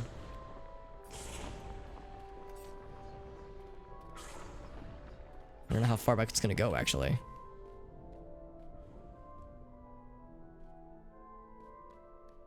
Last free day for the next 3 months. Oh, geez, I'm sorry, Brie. What can I ask? Oh, is it school stuff related, I'm guessing? Because, yeah, it occurs to me we're in January, so the semester probably... You've probably had a winter break, but the semester's probably about to start back up again. Yeah, spring semester. Are there any classes in particular you're worried about, Brie? The answer, you know, all of it is an acceptable answer, too, as far as things to be stressed about. Maybe I was supposed to fight him sooner. Oh god, it seems like it's gonna reach everywhere. Alright, let me see if I can just escape into that room. Can I get there fast enough? Something tells me he's gonna, like, just instantly murder me. The second I... Oh, did the door close? Oh shit, if it's shut on me, that's no good. And of course I can't run. Yeah, that door's not an option. I'm scared. That door might be open. No, it's too late though. Alright, let's hide behind the column and hope for the best. Ugh. Whoa, look at that damage, dude. How many numbers is that? Is that 113 million damage? I think so. I think it's 113 million damage. Yeah, Jesus. So, there it is. Now we know when that thing happens, you can't just outlast it. You have to just try to fight him to interrupt the big splodies. What I'm unsure about is how I can reach him, though, because the pillar that I knocked down didn't seem like it was going to be sufficient. Maybe it is, though. Maybe I shouldn't be, oh, me of little faith.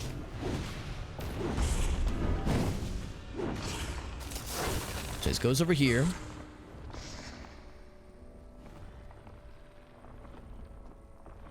Now let's see, is the pillar knocked downable yet? Oh, you got calculus 2. Okay, I wasn't sure if you had to do calculus 1 and 2, Bree. I remember last time, obviously, calculus was the big one. The hardest of the calculuses by consensus. I've heard that as well. I've heard calculus 1 is tough and 2 is tougher, but 3 is the easiest. Because by the time you get through calc 1 and 2, 3 is kind of a breeze because the main thing calc 3 does is introduce the third dimension. So you end up mostly focusing on things like, just the same subjects that you've done previously, but with a third component, a third dimension to it. Oh, it cleared the filth out. Nice. As opposed to just X and Y, you get the Z as well. So it's like, comparatively speaking, it's much easier than the first two. I would say for me, Calc 2 was harder. So yeah, I would say it is harder. I don't know if it's like, for me at least, it wasn't like by a crazy amount, but it was noteworthy for sure. You need all 3 of them? Man, I'm surprised you have to do all 3. That's really surprising. I thought for sure for a lab science only 1 and 2 would be required. Or actually, I thought really only 1 would be required. I didn't think 3 would be. I didn't really think 2 would be necessary. Can't knock down that pillar yet now, can I? That definitely is a bra moment, for sure. I like this battle music that we have. This very tranquil, organ-y church music. Cathedral music. I wish that would just land on him and just murder him horribly, but I guess that's not an option. I can dream, can't I? I wonder if this will... If killing this guy will unfilthify this area so I can actually explore it without being afraid of dying to death. I feel like I'm like unable to reach him when I'm back this way. But it's enough to spank him good. Oops, gotta get out from that area.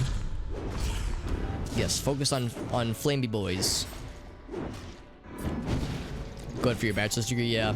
Yeah, it's required for a number of degrees. But I'm surprised that a lab science would require it. It makes sense for engineering and like, obviously mathematics, or physics, like those kinds of degrees. But lab science, I wouldn't have expected. Chemistry specifically. Can I ask what degree you would like to go for, Five Finger? 2 chem labs, yeah. And then physics, yeah. I have a few friends that were chemistry majors, and they said that physics was their hardest class, not calculus. But I think it depends on the department, and it depends on the school, obviously. So it's not really a guaranteed thing for everybody necessarily. But I understand that, yeah, that physics can be pretty tough. Unsurprisingly, I had to take physics in high school, but I didn't take it in college. Maybe I should have though. I had the option of chemistry or physics, and I went for chemistry, but maybe I should have done physics in college instead. That probably would have been closer to my background. But yeah, also 2 chem labs, and I know that the high level chemistry labs are very time intensive, so it's definitely going to be a spicy semester, Bree. Do you feel, Bree, like this will be like the make or break semester?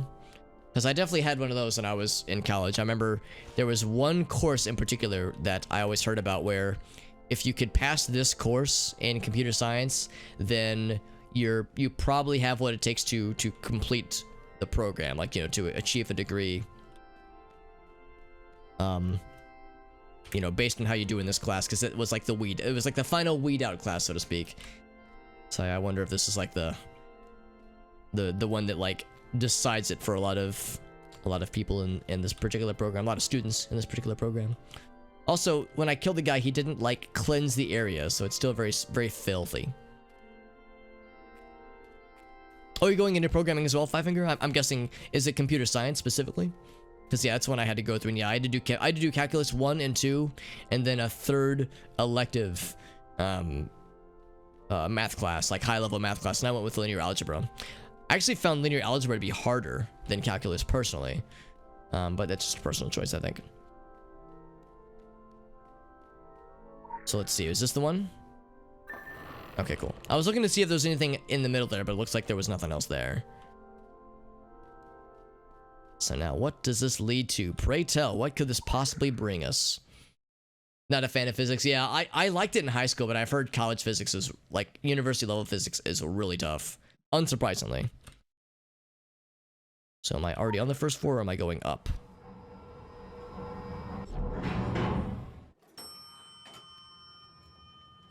Oh my. Very dark and red and menacing. Hard to let yourself relax. Well, yeah, exactly. It's hard to like sit still and like feel at ease just because they're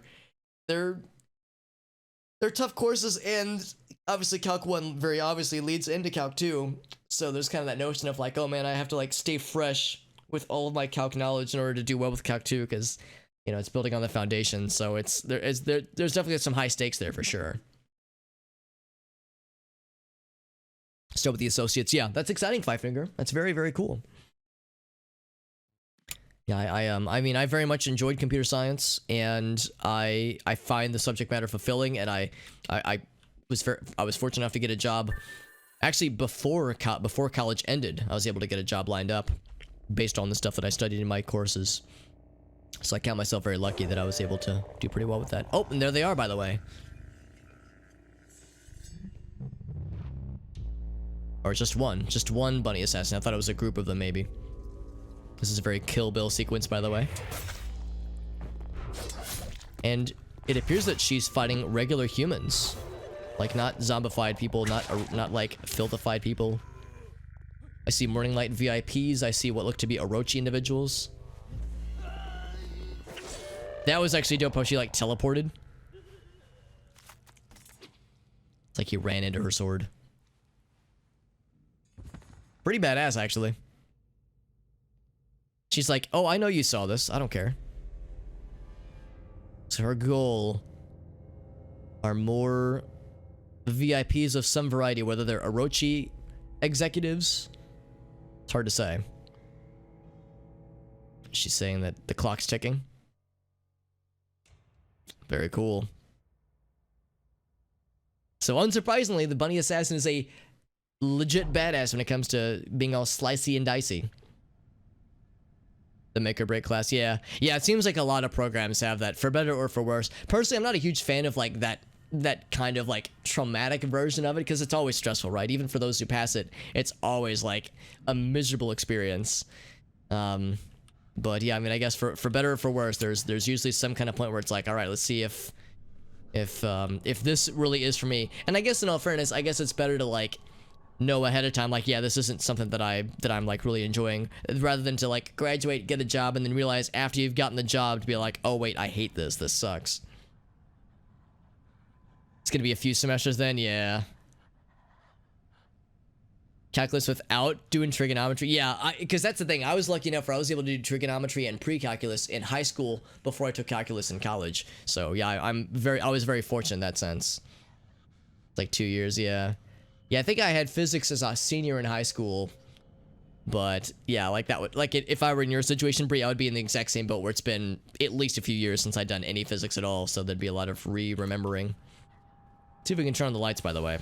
Oh, hold on, gotta kill this a filth mad janitor. It's just weird to me seeing regular humans in this area, because in that cutscene again, it looked like they were regular people that the bunny assassin was murdering. So this implication then that there are people that are not affected yet by the filth. We saw Morninglight t-shirts, we saw, or not Morninglight, Fear Nothing Foundation t-shirts, we saw Orochi looking uniforms, so there are higher ups that are still pulling the strings that have not yet been infected, surprisingly. Ran out of fuses.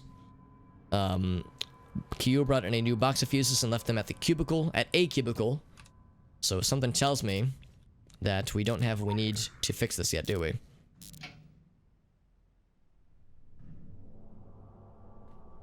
Now there's a dagger stuck in the fuses. Something tells me that might be part of the problem.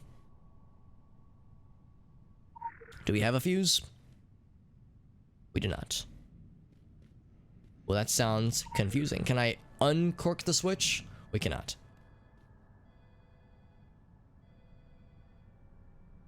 You should remember this from trigonometry. Yeah, exactly. When it's like, bitch, I wish I could. Like, motherfucker, please.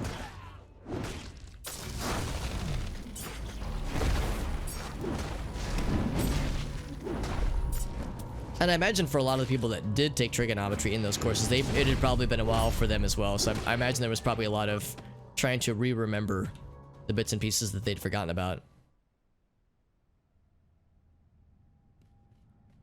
I do still have dreams, and maybe you would call them nightmares, about trying to like cram for exams, that kind of thing. I mean, that shit's traumatic, and it affects you forever. Like I'm well into my 30s, and I still have dreams of like studying for exams and feeling super fucking anxious and like beyond stressed out.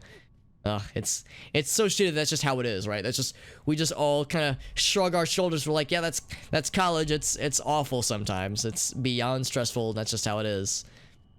It's just, it feels shitty. That's like just what we have to deal with. Lore nearby. Oh, can I get in there with the keycard reader? Access denied.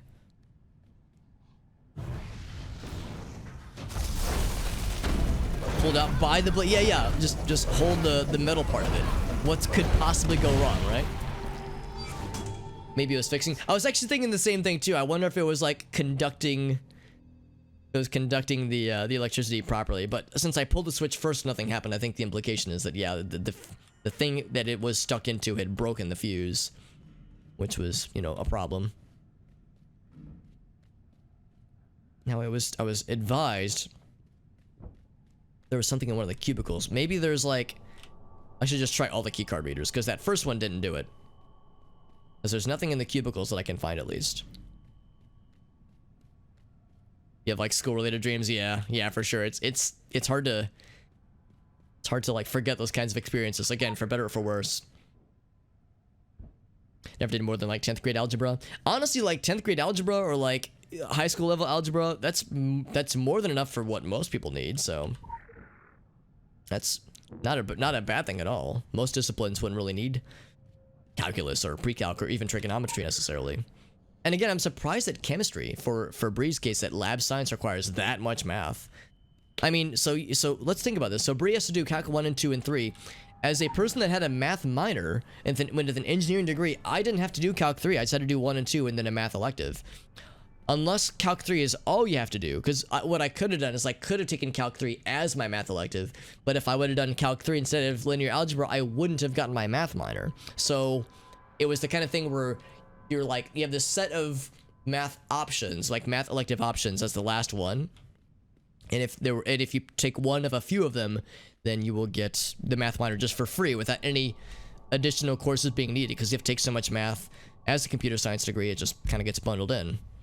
But yeah, it still weirds me out that chemistry has such a high requirement. I really would have thought that it would have been less focus on math, and I guess just, yeah, I guess I don't know what else it would be. Yeah, maybe more physics classes, like maybe more just other lab science.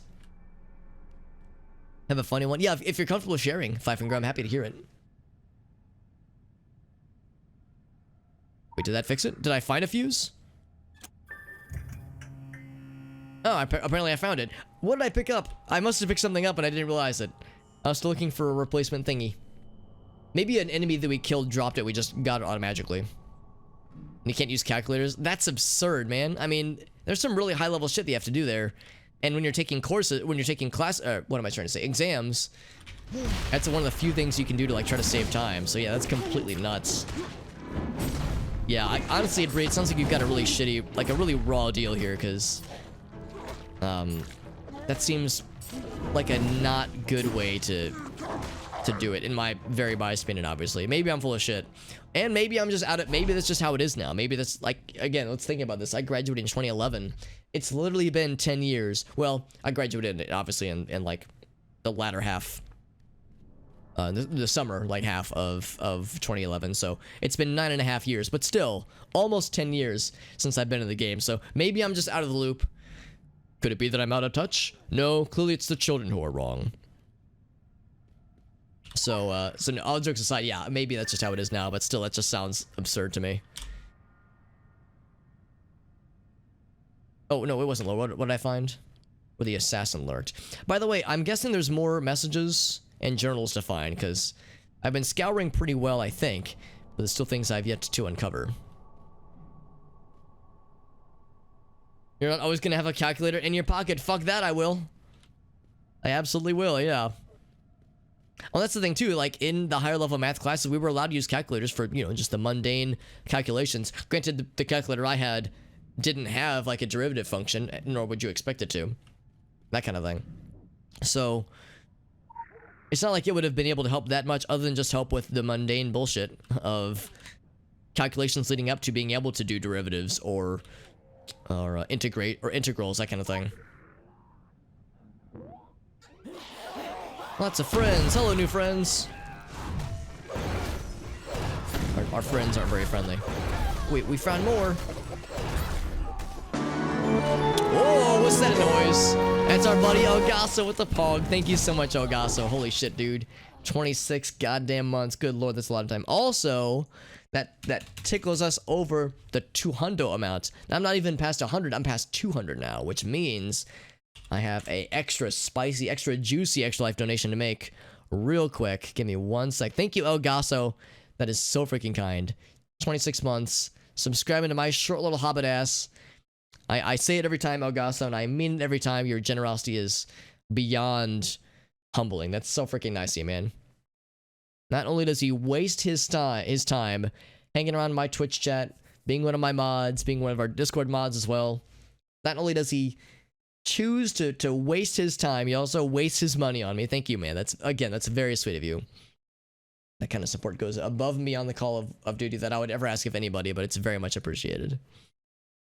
It was a simulation of school. Oh, right, for COVID, right. Classrooms were haunted and still haunted in the simulation. Lifted the curse on one classroom, but the simulation crashed. Oh no. Simulation reboot or blue screened. That actually is kind of cool, Five Finger. It sounds like an interesting story. Graduated from the college last year. Right, yeah, because he's still super fresh. Yeah, still super young. There's the notification, by the way. So I can take off 200 points. Thank you again to El Gasso. Incredibly generous. Thank you so much, my friend. You're very, very kind. I don't care what you say, El Gasso. I think you're a kind person. El Gasso's gonna be like, Alex, don't soil my reputation with these kind words. Yeah, we're just hitting their kneecaps with a big hammer. That's all we're really doing, honestly. Implies time has value. Nah, man, no. Your time absolutely has value. Everyone in the chat, everyone hearing my words right now, your time is very valuable. You could be watching any stream. You could be doing anything. Whether you're actively chatting, you could be doing anything with your time, or if you're listening in and just lurking. I shouldn't say just lurking, but if you're lurking, there's anybody else you could be listening to, or any podcast you could be listening to. So the fact that you're choosing me as a part of your entertainment is beyond humbling. Your time absolutely is valuable. Every single one of y'all, your time has so much worth, and I feel like I don't deserve it, but I always appreciate it. Thank you all so much. The fact that people spend even just a few minutes of their day chilling out in the streams is always so freaking nice. Just a little bit, yeah. So they won't expect it. Yeah, you gotta keep them guessing, dude. Gotta keep them on their toes. Trying to get my life together, Deb. I feel that. It's like I could be doing something arguably more productive than streaming video games, but streaming video games is much more fun. The door is blocked from the other side. No, I'm on the other side. Can I just move the chair? A chair blocks the door from the other side. That's what I'm on, though. I'm so scared. I'm so sad. There's nothing else here. Filth twisted security guards. Very good. This is to find where the assassin was recently lurking. Just chilling, biding her time. Time to smash that shit with the hammer. Algasso, I still think very fondly of that one time where you were like, just smash with a hammer, like for some solution that I was trying to figure out. And then I noticed the thing that I was looking at had a health bar. I was like, holy shit, you're right. I really should just break it with a hammer. With a hammer this big, everything's a nail. So for the main quest, let's examine the monitors. So we need to find more about these people that the bunny lady is targeting. The bunny assassin lady is targeting. It seems very clear to me that the bunny lady, assassin lady rather, is targeting anybody associated with the Prometheus Initiative, Morninglight, Fear Nothing Foundation, or just Orochi in general. Not surprising, because Orochi, really all those things I mentioned, had a significant hand in all of the events that have happened in Tokyo, all the bad shit that has happened here. But it begs the question of who is this person? Are they one of the Morninglight or Fear Nothing Foundation children that escaped, or teenagers rather, that escaped the events that we observed in the Fear Nothing Foundation headquarters, and is exacting revenge and all that she experienced? Or is it something else? Or maybe they're like a family member related to one of the people that were one of their victims? It's hard to say. Cher is on the other side, but I'm on the other side. Am I not good enough? Naonami, I believe that's the person, actually. I think that wasn't that the name of the bunny lady? Well, it was implied that that's the name of the bunny assassin lady. So she worked for Morninglight, or at least was a VIP at one point then. Yeah, I think the implication here is that she's not necessarily a bad guy, but we do want to learn more about her. We want to learn more about her ambitions and who she is and why, why she's targeting who she's targeting and what her end goal is.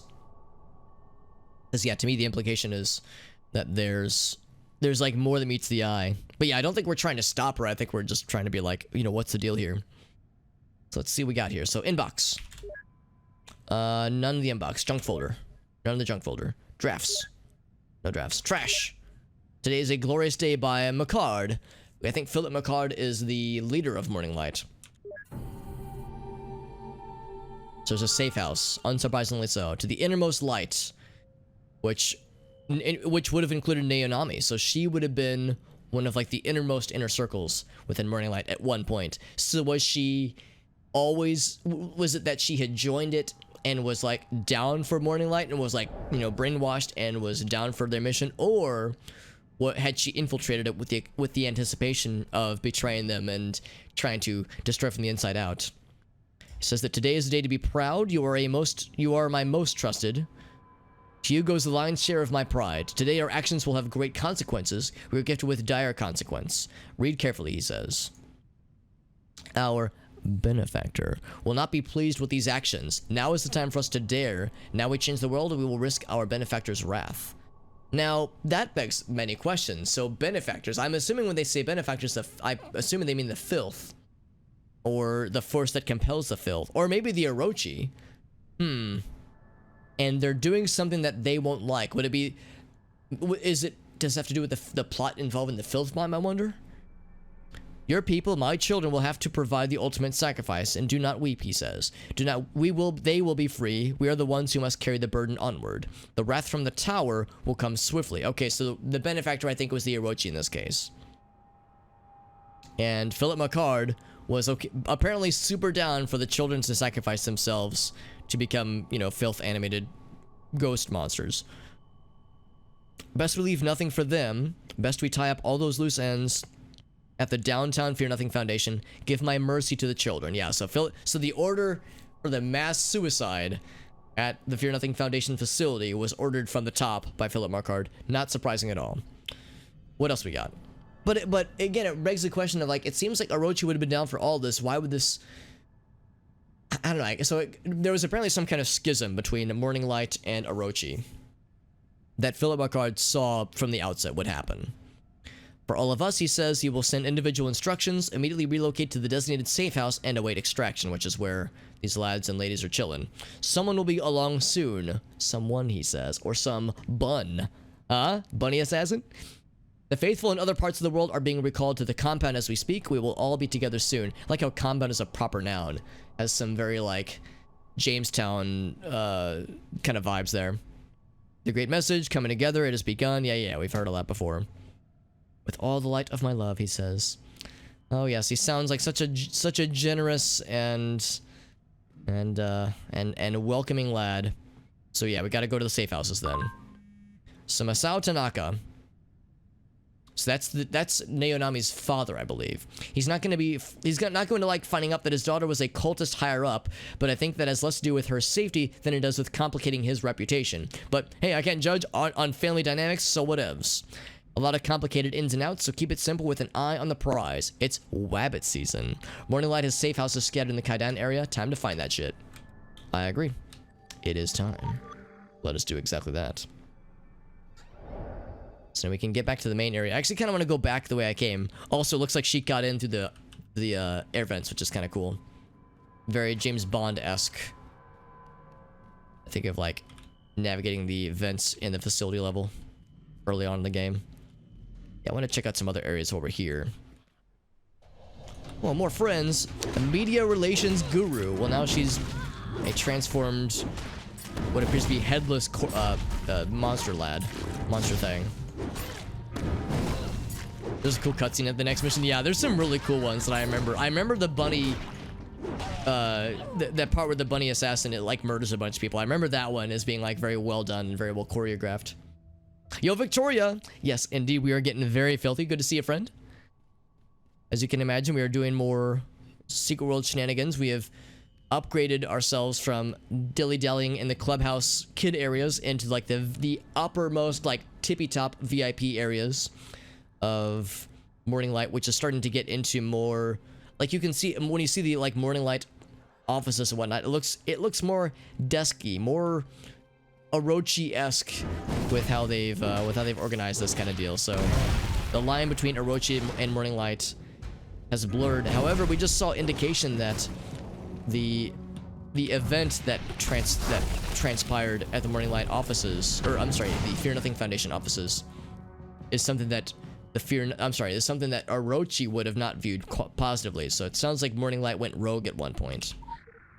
Because Morninglight and Orochi are inextricably linked, but not fully apparently. So who is John? He says it's not a mystery. The buzzing cacophony is the mystery. I played straight with you, he says. Haven't I always played it straight? The zipper on my meat is down. There are no airs. I am as naked as can be. Oh my. Oh my. John's just letting it all hang out, baby. Oh, free t-shirt, oh boy. Anything else around here? This door, of course, is plugged, not surprisingly. Let me guess. It's blocked by a chair from the inside? Oh, I can't even interact with it. Oh, it's because it's the keycard on the opposite side. That's why I can't, like, click it. And that's why the other room was making it look weird, because... yeah, it was coming in from the opposite side. Yeah, so it wasn't that I was trying to use that keycard. It was that I was trying to use the one on the opposite angle. Opposite end, rather. So is there anything else before we adjourn this area? I think we've seen all that there is to see here. But again, there's still a journal page we haven't found. It makes me wonder if I missed one. Wouldn't be the end of the world, obviously, but it makes me wonder if there was something I just walked past and blinded. I was hoping that maybe there was more to this area. Of course, we have to go out the way we came, so maybe I could still poke around more before I commit to leaving. I didn't realize that the TV was actually, like, doing its thing. Just replaying the message from the leader gentleman on loop. Yeah, it seems like it's pretty much all there is. Okay, well, we got what we needed. That's what matters. Let's go out the way we came.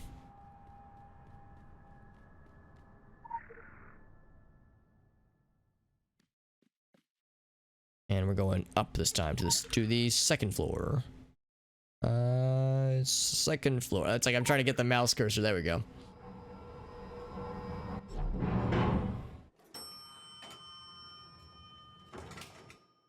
Anytime I'm in a video game, and sometimes in real life, when I go into an elevator, it's not always clear, like, if it's a double-sided elevator, which ones is it going to open? It's not always clear.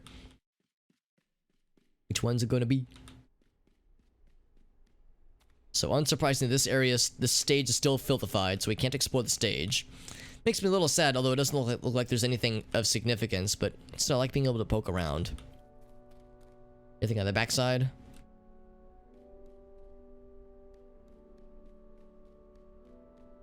To the first safe house is the next thing. Oh yeah, sounds good, Jay. Yeah, I think this is the conclusion of the clubhouse area, the clubhouse and auditorium area. And that the first safe house takes place in the open rooms. Open area within Kaidan. I'm pretty sure that's what's gonna happen.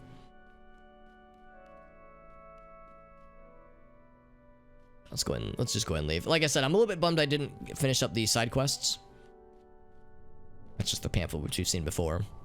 But not the end of the world. We could always come back and try more. And try poking around more. You could always, like, put the mission on pause. This is like another door I just missed. I feel like we explored this pretty darn thoroughly. So I'd be surprised if I would have missed something out in this area, at least. Looks like the last ones are like the final ones. Like the 8th journal page and the 3rd message in the story, at least. That's okay. Yeah, that's the one that's been barricaded. Let's go and hop out. And then we will join Jay and some of her cool kid friends. Oh wait, am I going the right way? Make sure I'm going out the way it wants me to. Doesn't oh, here, it's because I have the wrong thing selected, that's why. There we go, yeah, this is definitely this way. Be able to do some Kaidan layer action, which is exciting, because I didn't even realize that there was a Kaidan layer. Because like Jay pointed out, there wasn't one in the original version of the game, when it was the Secret World. Sans the Legends part.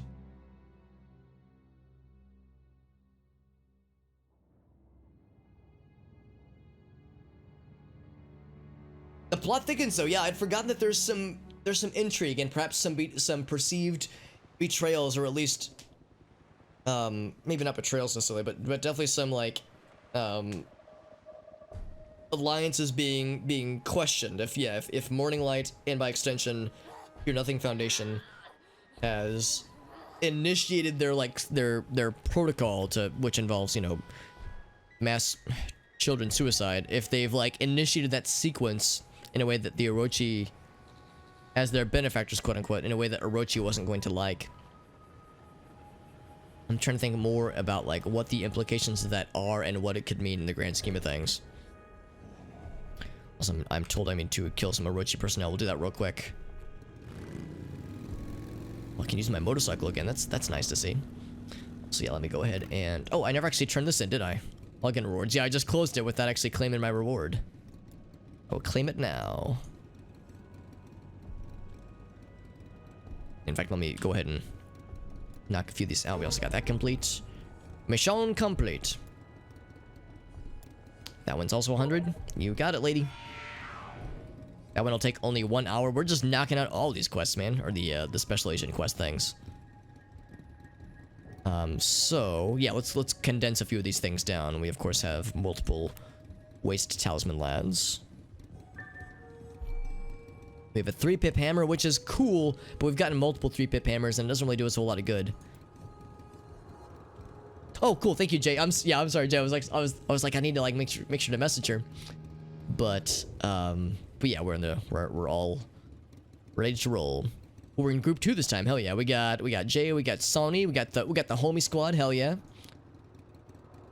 And some people that I don't recognize. I don't think I recognize Yellow Jacket. I think Old Bones is a name I do recognize. So I'll go ahead and level that guy. Boink. We got the full squad, baby. Hell yes. Excellent.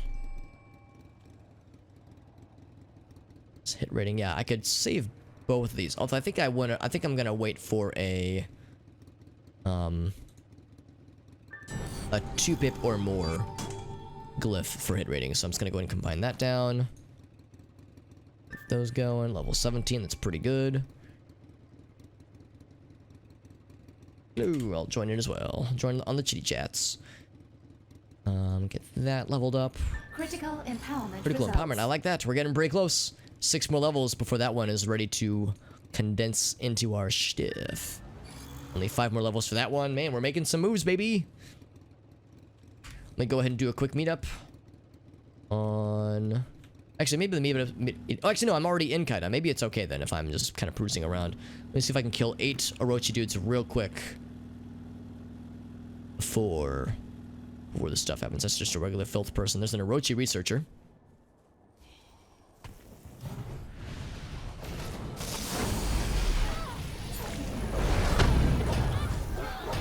That's 1. That's 2. Oh, there were 2 of them. Okay, perfect. Looking for Orochi peeps. Is that an Orochi peep? Looks like it's 2 of them. Aha. With their shooty pooties absoluties.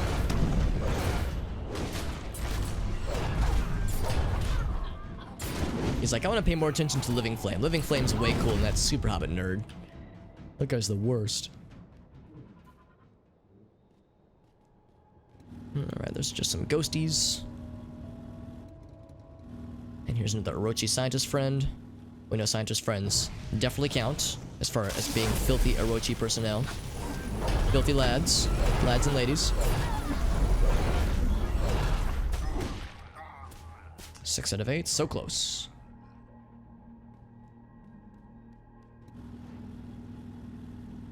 And there's the final 2.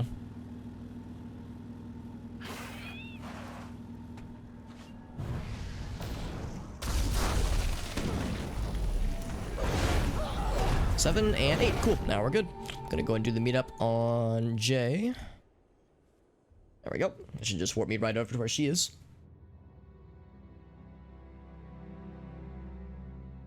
And of course, the loading zones are significant, or loading times rather are significant, but shouldn't be too bad. Especially since we were already in the overworld, so it shouldn't have to download too much stuff. Oh, yeah. It's just north of the park. Local bounty detected. Initiating. All right. Oh, that's a cool outfit. Check out Yellow Jacket, dude. Holy shit. What a cool outfit. Yellow Jacket looks baller as hell. Are they waiting for us up ahead? We have another person about to join. All right, cool. So there's no rush then. There's Jay. Jay, I always appreciate your in-game fashion sense. You have a wide variety of cool outfits to switch out to. There's Shiran. So we got a few things. Darkness is spreading through the shrine, enveloping the once peaceful sanctum into the maws of the filth. How do we cleanse the evil? Orders invading the Kantoku temple. Make a stand and cleanse their corruption, it says. So I'll go ahead and accept that one. Then inner peace. We're just pausing the other quest. We're not canceling it necessarily. Sanctity of life has been corrupted. Show these blasphemous intruders the meaning of death and restore peace to the sanctum. You got it, homie. Accept.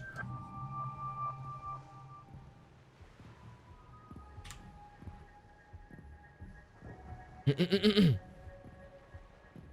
go ahead. Oh, I need to go ahead and retrieve this one real quick for cleansing the area of bad guys. There's 10 times AoE of the... Oh, okay. So watch the little AoE rings that are popping out, because that will be significant. It's our second hammer in a row. We're getting hammered, apparently. This one is evade rating, which we don't really care about. So let's just level that one up. I'm going to level that one up to 20. That way we can condense it down with another crit power friend. They're not, yeah, they're not little, filth radius explosion thingies. Yeah, I'm sure they're the big ones. Yeah, I think we've seen Old Bones. That outfit looks familiar. I remember the guy with the bees buzzing around him. The Wicker Man bees. Got Sneaky. We got Forsinu. Of course, there's Jay. There's Sonny. Shiran. Zoyai. Sangra. Hell yeah. Forsinu. Dude, so many cool outfits, man. Everyone looks so cool. I like the chaos focus that this person has, which is just what looks to be like a Gaia book.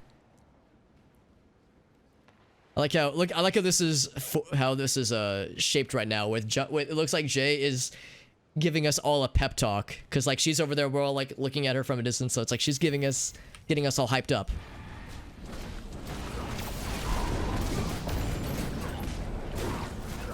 This guy has like a bunch of bullshit.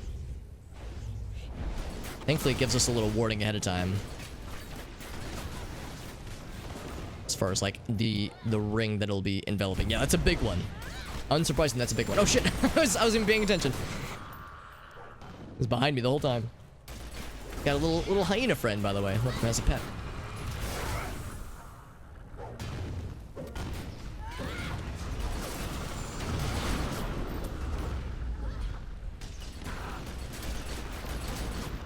They're just kind of like, oh, I think they're scaling the walls. I was like, where are these guys coming from?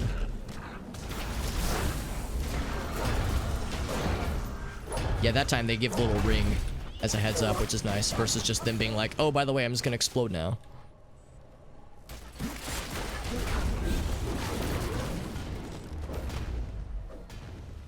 Yeah, Jay was right. These lads, when their little filth bubbles pop, the inky explodies are much bigger than they usually are. These ones are pretty normal, but the big boys are extra big. I love doing that. Also, I'm pretty sure Living Flame hasn't taken a hit yet, but I think it's because everyone's so strong. The hate, the aggro is being directed to them specifically, and less so to us. And also, they're just dying so quickly anyway.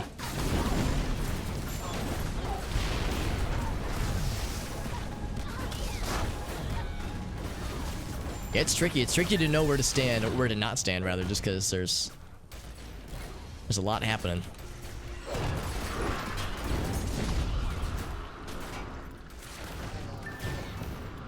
Okay, so that's the big group of them. Now there's a deep, filthy one. We're getting deep and filthy. Oh my. Oh my. Oh, he's dead. I was just spanking a dead corpse. Which is the best kind of dead corpse. Which is the best kind of corpse. A dead one. Alright, no deaths. Looking good, Hollywood. This area is so cool. Yeah, I would have never even set foot in here last time. In the original game. Oh! It's a monster! Oh, fuck! I was not expecting that at all. I thought they were simple gargoyles. But we turned them into foils as we foiled their... Okay, I'll stop. There's more of them.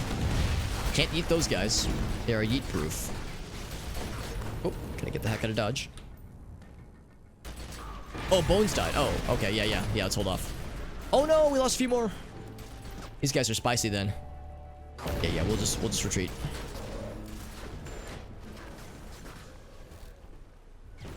Yeah, we lost a few. Sneaky and Bones and Sangra. Man, that was like instant too. So these guys must have some pretty spicy moves. Living corpses tend to... Yeah, I mean, that's why I would agree that the dead corpses are the ones that are the best ones. Oh, maybe that's why. Yeah, maybe there was a blip in the servers.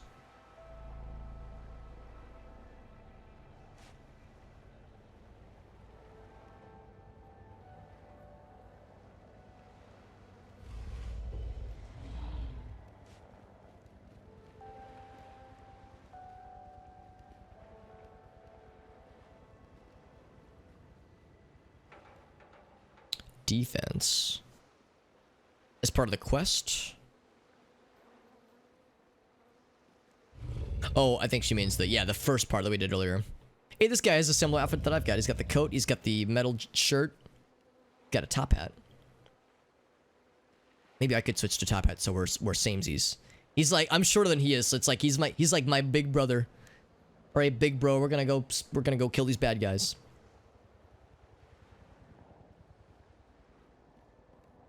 Oh, the defense quest. Yeah, so I got that one earlier. Wake up! Wake up! Trying to make these lads wake up so we can fight them now. Get them to wake up and then something put on a little makeup.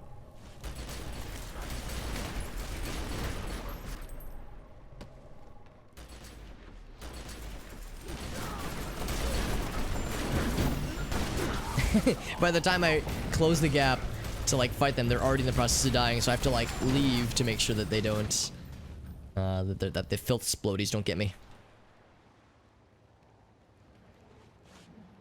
Some lore underneath. I'm guessing there's multiple layers. Layers. Is this a cooler full of Gatorade? We need to pour it over our teammates when we're done. When we succeed.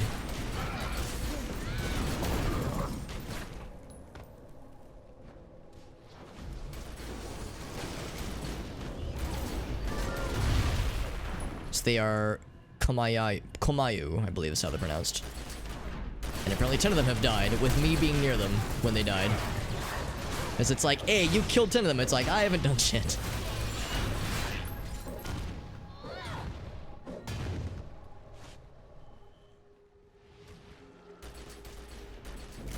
There's more from over there. Oh, we found something else apparently.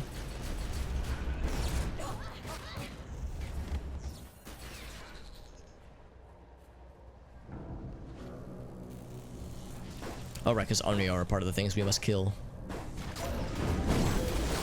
Kami-infested Miko.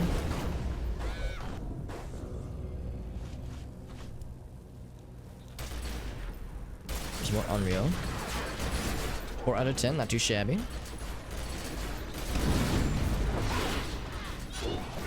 Whoop. I like the T-pose. I know they're not actually T-pose, but that's what comes to mind. All these blue boys T-posing.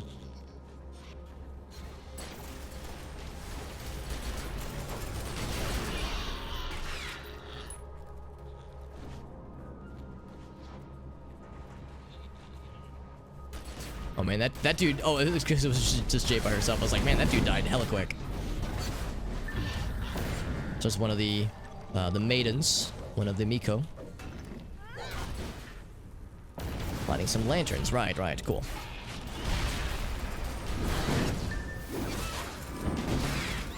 There we go. So just one more Kami-infested Miko. I know I've made mention of this before, but like whenever I think of areas like this, I think of back in the day, back when I was a young lad, a young teen watching Inuyasha, and that's like this. That's what this kind of area invokes.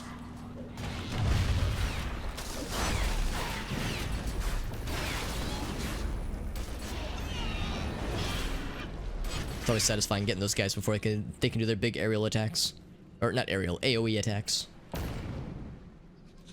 Time to use my motorcycle. I wonder if riding a motorcycle through a temple like this would, you know, maybe tamper with its sanctity. Probably would be looked down upon by some.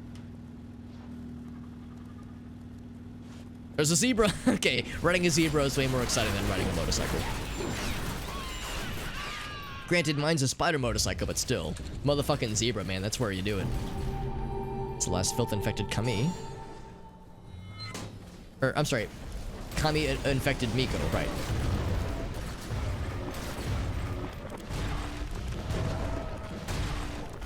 Whoa, whoa, whoa, shit. Oh, crap, I will admit, I think they dropped a filth thing when I walked through. Thank you for the heals. Did we lose one? Yeah, Sonny. Yeah, we'll wait for Sonny.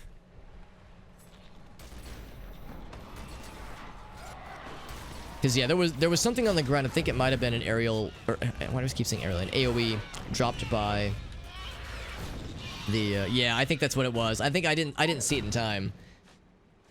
And I think that's what got Sonny as well.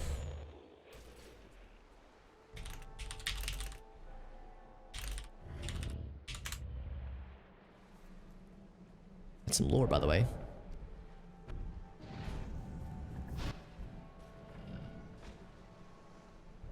Need to remember that. Yeah, Spectral I need to come back for at some point.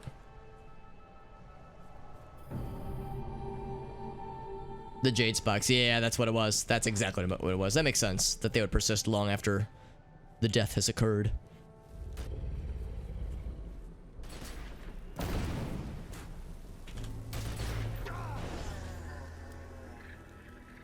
Now, this looks pretty fucking morbid, honestly. Wow, yeah. Some brutal shit happened in here, man. They were trying to get out. That guy lost his... Oh, wait, didn't lose his head. He was just looking very dead and brutal.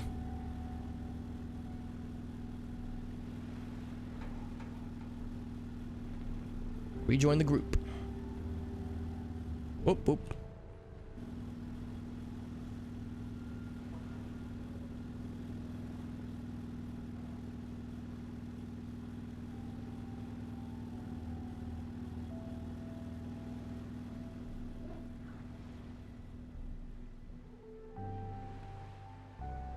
Let's see, which one was it? I think it was either the Western or the Eastern Spectres. Aw. Thank you for the plug, as always, yeah, it's very kind. Oh, and then there's piggies afterwards. Oh, that's exciting.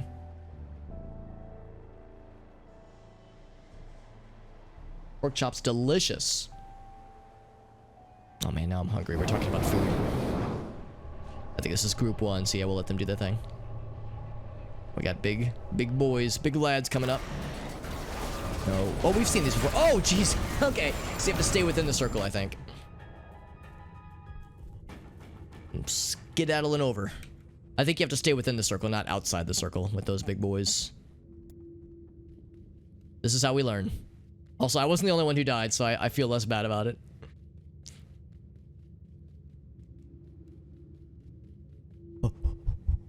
I'm hoofing it. Nope. Did we win? That's a tricky one, yeah. Yeah, I'm sure that probably nails a lot of people every time, so I'm sure I'm not the only one.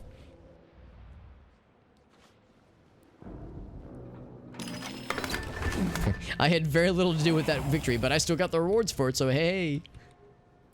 I'll let you boy.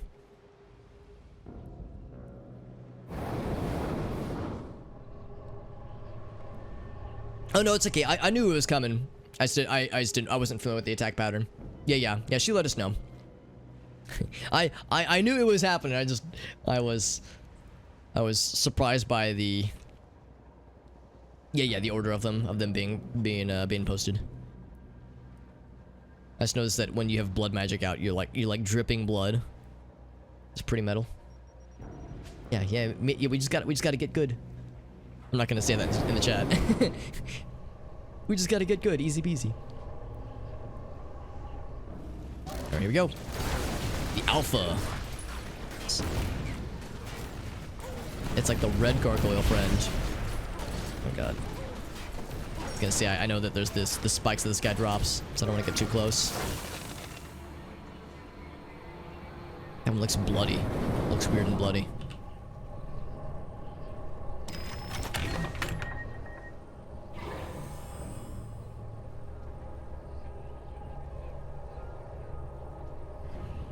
I'm ready with Living Flame. Cool do. Very little damage. Oh, it's a wolf. Oh, okay. Surprising.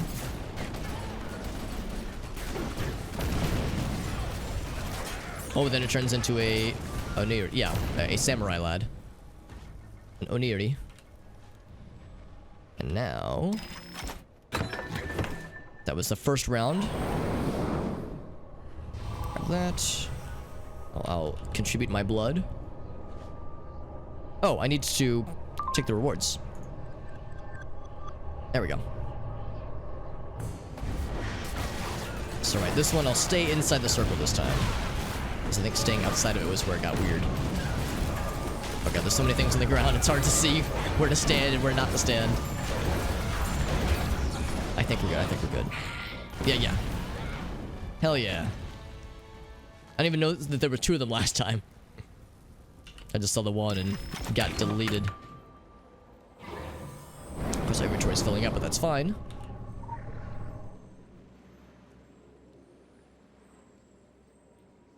I'm learning.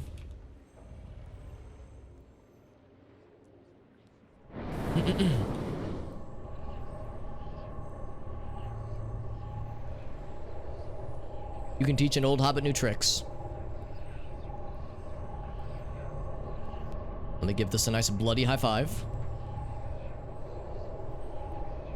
And like I said, yeah, we'll go to the inventory spots that fill on the way.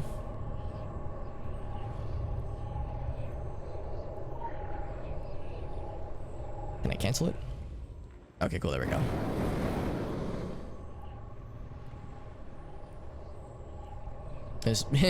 I think Jay just lit herself on fire mildly. Are we good now?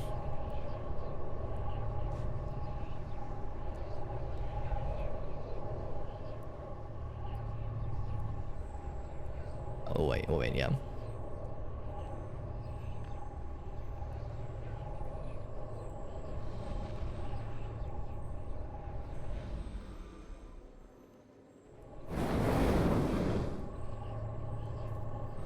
There we go, I see Singer. Yeah, now we're good. Now for the bloody high fives. There we go. Also, I'm pretty sure, for a minute there I thought the purple was a bad guy effect. I think the purple ring is a good guy effect. So I think we're safe to get close.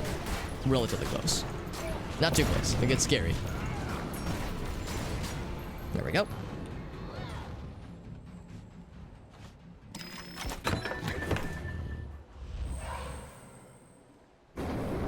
Uno mas.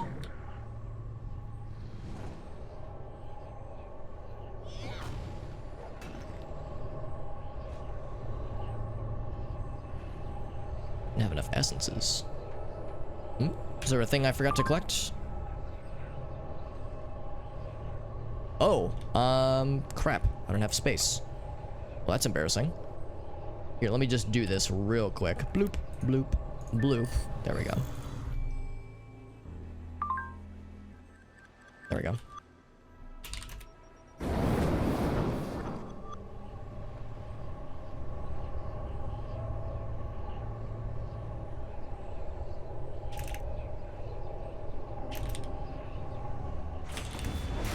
There we go.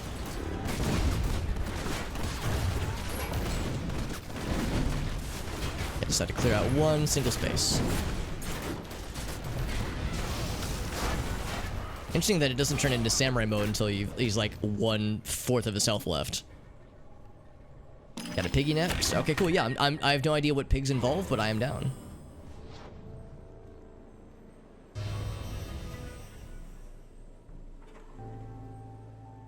Okay.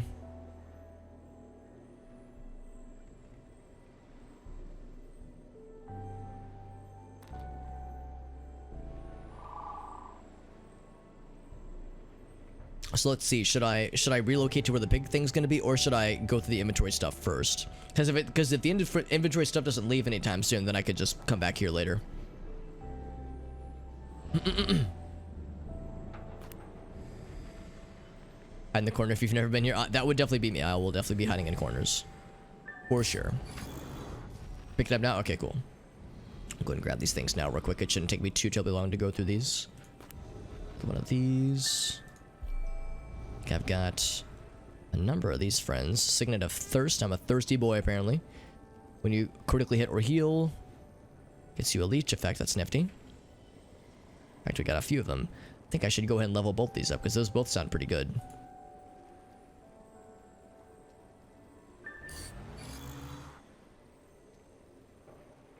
I'm 20 and also just to clear out the inventory space. Level 9. Actually, level 20. Look at that. Perfect. Okay. Inventory's much cleaner now. Get that. Get that. Get that. I think I'm good. I think I'm all set. Excellent. Thank you, Sonny. Thanks. Or, Jay, rather. Thank you, Jay, for helping me out here just to make sure we got all of our ducks in a row. All of my ducks in a row, rather.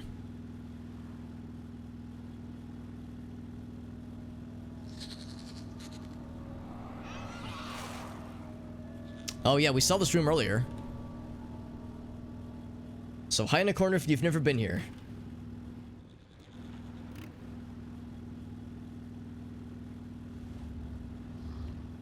Alright, over here.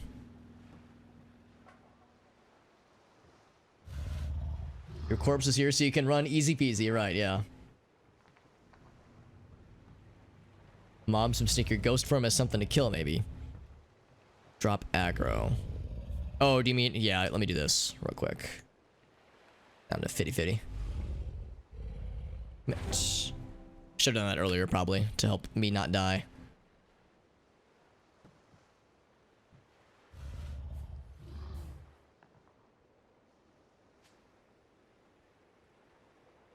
I wonder what piggy entails exactly.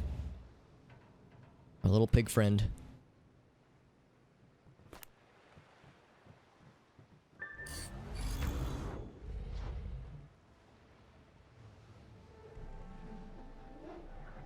Stay on sides until we get off. Okay, cool.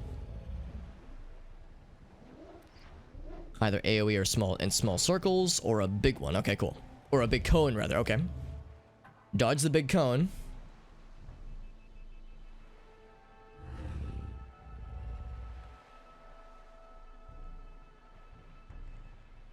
And it does a long charge. Okay. Charge towards the gate. And it's super wide. Goes all the way to the edges. Okay.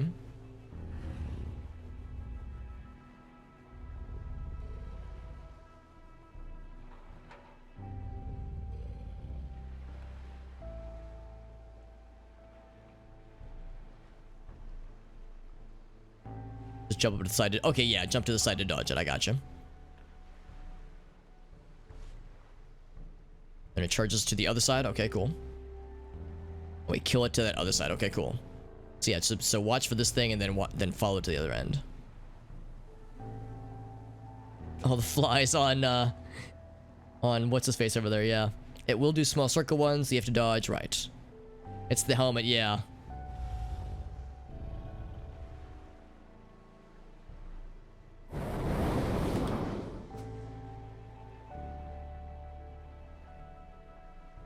Just a unique musk. I'm guessing that's group 1. Yeah, I see Sonny. I see Jay's in there. Yes, that's for the big boy. That's a big boy. So I can't reach him very well with the things that I have. Okay, good. There's that big one. Now wait, go over to that side. It's very quick.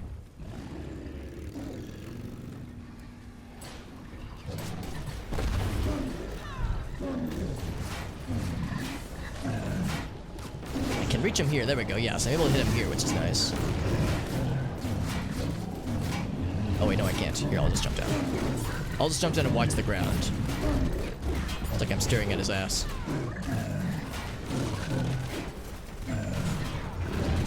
Looking to see if he does more big AoEs. There's the small ones. In fact, I'll go ahead and jump up. Yeah.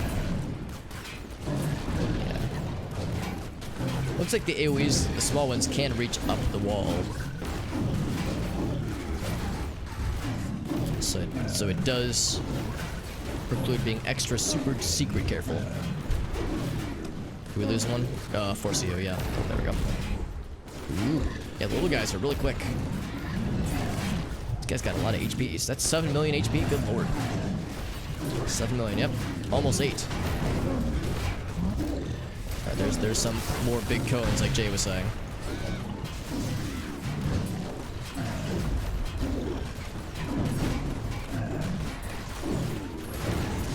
Alright, so far so good. We're almost down.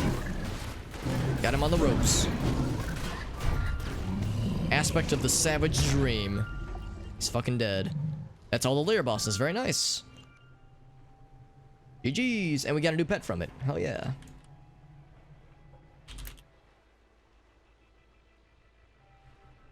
Only one death. Not too shabby. We doing another? I mean, I'm down. It went relatively smoothly.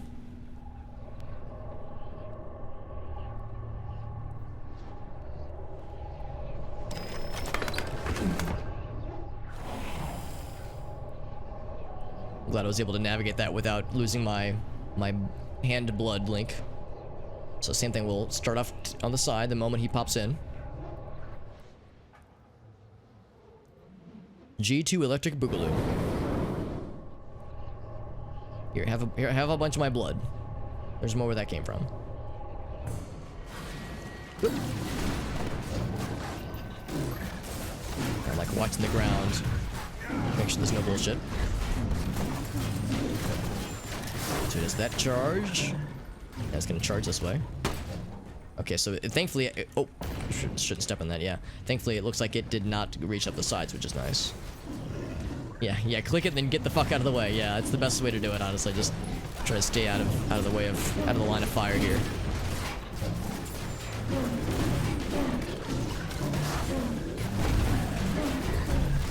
He's just not even facing me, so most of the big AoEs are not even directed towards me, so it's easy to dodge. It still is spicy though, especially with the little AoEs that he spawns. I'm sure one of those is enough to kill.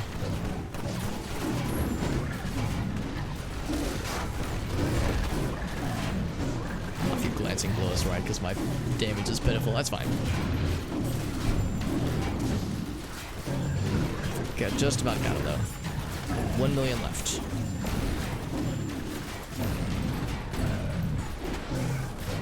All my big kids keep glancing. It's like, dude, come on, man. Come on, bro. He's dead. Very good.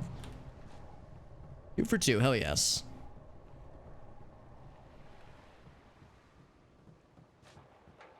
We all got to experience it. That's right. Yeah, we all got to experience summoning one of these big boys. Very good. GG's all. We did it. The whole group of us, and I don't think anybody died that second time, so look at us being a bunch of cool AF, cool kids. Let's see what all has overflowed. Plenty of things, but that's not a problem. We got Signet of Devastation. That's for elementalism. That is, you know, not a bad thing. I think there's another neck talisman I would rather use, but that is pretty nifty, so I'll hang on to that for now. There's more thirst. We can get lots of thirsty friends. I guess I might as well get that leveled up. Oh, Mutiny, thank you for that follow, by the way, friend. Thank you very much for that. Congealed Essence of the Tusk. I think I might have gotten one of those. I didn't see it though. I'll double check. Let's see. So yeah, that one's already maxed out. In fact, let's see. What needs crit power rating? Is that this guy? It is... Not that.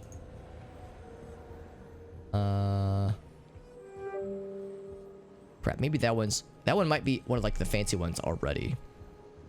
Crit power. That's crit power. Oh, okay, yeah.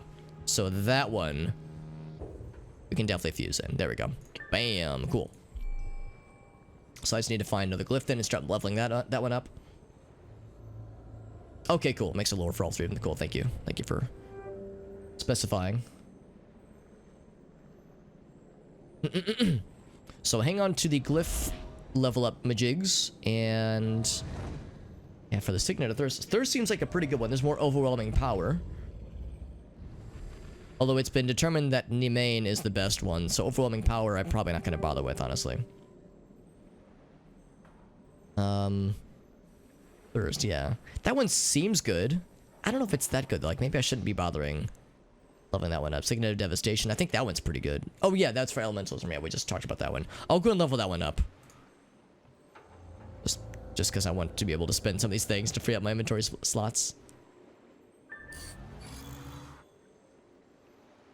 Yeah, we still got that one, which is Laceration, which is...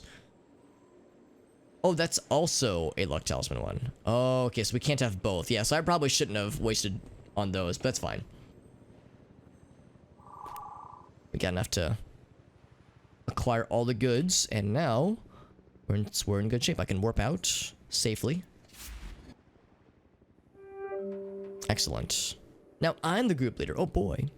Thank you again to Jay for wrangling all that. That was very fun and like only a few snafus. I'm very proud of I'm very proud of us and myself. I'm proud of myself, but also us, the group in general, that we were able to pull it off pretty darn well. It's very good. Yes, lots of glyph things to find eventually. Yes, I keep finding all these Signet distillates, but I don't know what to do with them. 'Cause yeah, we already have a Luck Talisman that we're definitely committed to. So I'm not gonna bother. I mean, I don't know. Maybe I could like combine these down and then put them on the marketplace. I don't know if it would be worth it really. We also got this guy earlier. Any kind of Signet or XP gained from it. There's 4 of them. Okay, cool. Oh, I just noticed I have an extra weapon one, which is a obvious Critical thing to use there. Results. Level 7, right, too. Hell yeah. Not that we do a ton of damage with elementalism stuff, but it will help. I mean, it'll help our living flame be more beefy. It'll help with a number of things, which is nice. Just more weapon power never hurts anything. Yeah, Signet of Thirst. Thirst seems pretty good, but this one is, I think, better. Bonus to critical damage, yeah. Definitely better for us. This is probably better for a, what you call, a, what's what I'm looking for? Like a tank character, a tank build, rather. Yeah, so that's fine where that is then. Overwhelming power. Signet of Thirst again, yeah. Since we have multiple overwhelming powers. Oh, no, we don't, actually. Here, since I have this one maxed already, we'll go do this. That one. Oh, whoops, not fuse. Empower. Embiggen. Bam. And then use that one down. Bam. So what I'm thinking is I might just put these in the marketplace. The auction house, rather. Because I doubt I'm going to use them. This one, we've already determined Nimane is the best one by a very wide margin. And then Thirst, yeah, it sounds like we've already found Laceration, which I think is a better choice for us specifically. So I just noticed that, oh, you have this thing floating around. Oh, you can't sell them? Oh, okay, thank you, Mutinied, yeah.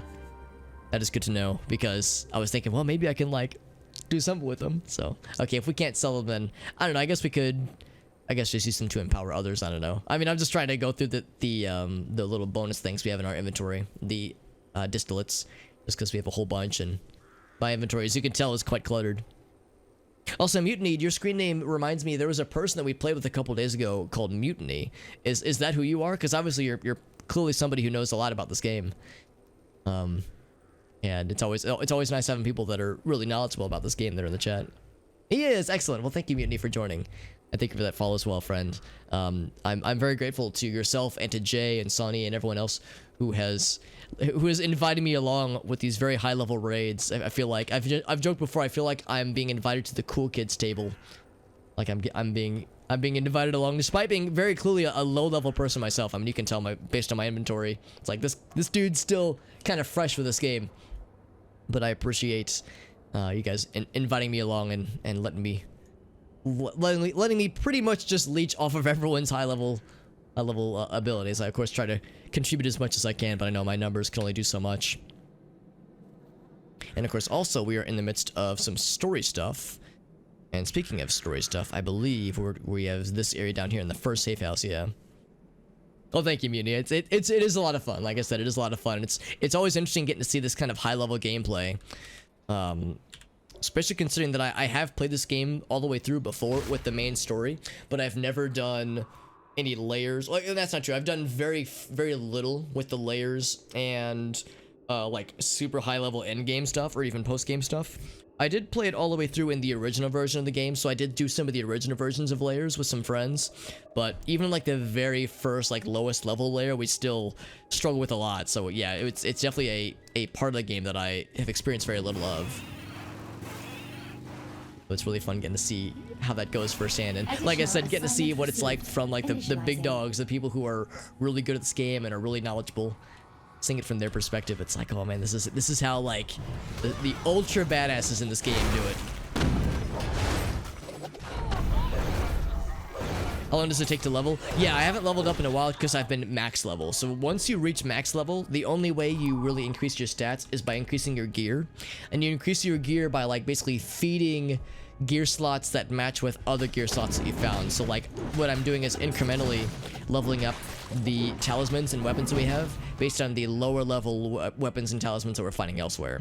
So whenever I find a medallion, like a neck talisman, I'll feed that into another, like into the talisman I'm wearing if possible, to level it up and to make its numbers better. Right now this actually 25 is the max level for blues and 30 is the max level for purples. So what I'm doing is whenever we reach max level, you have to level up another one of matching color and then merge them to level them up to the next level. So right now I've got a bunch of blues and I've got a bunch of blues in my inventory. Once these get to max level, I'll merge them together with these friends, make them purple level, which increases their level and also makes their level ceiling higher.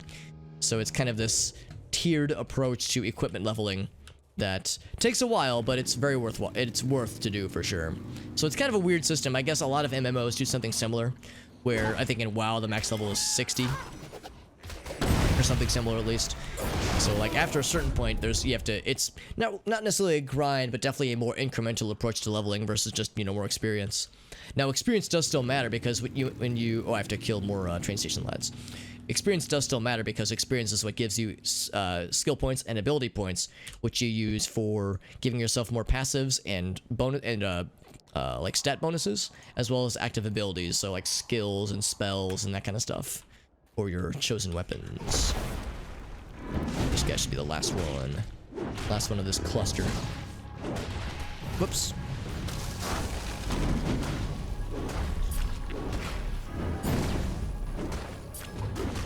These guys have so much HP. There we go.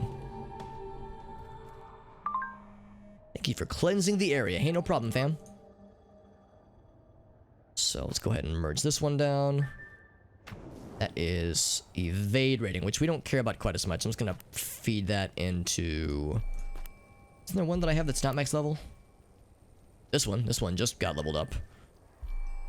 There's neck talisman, that'll go into this guy.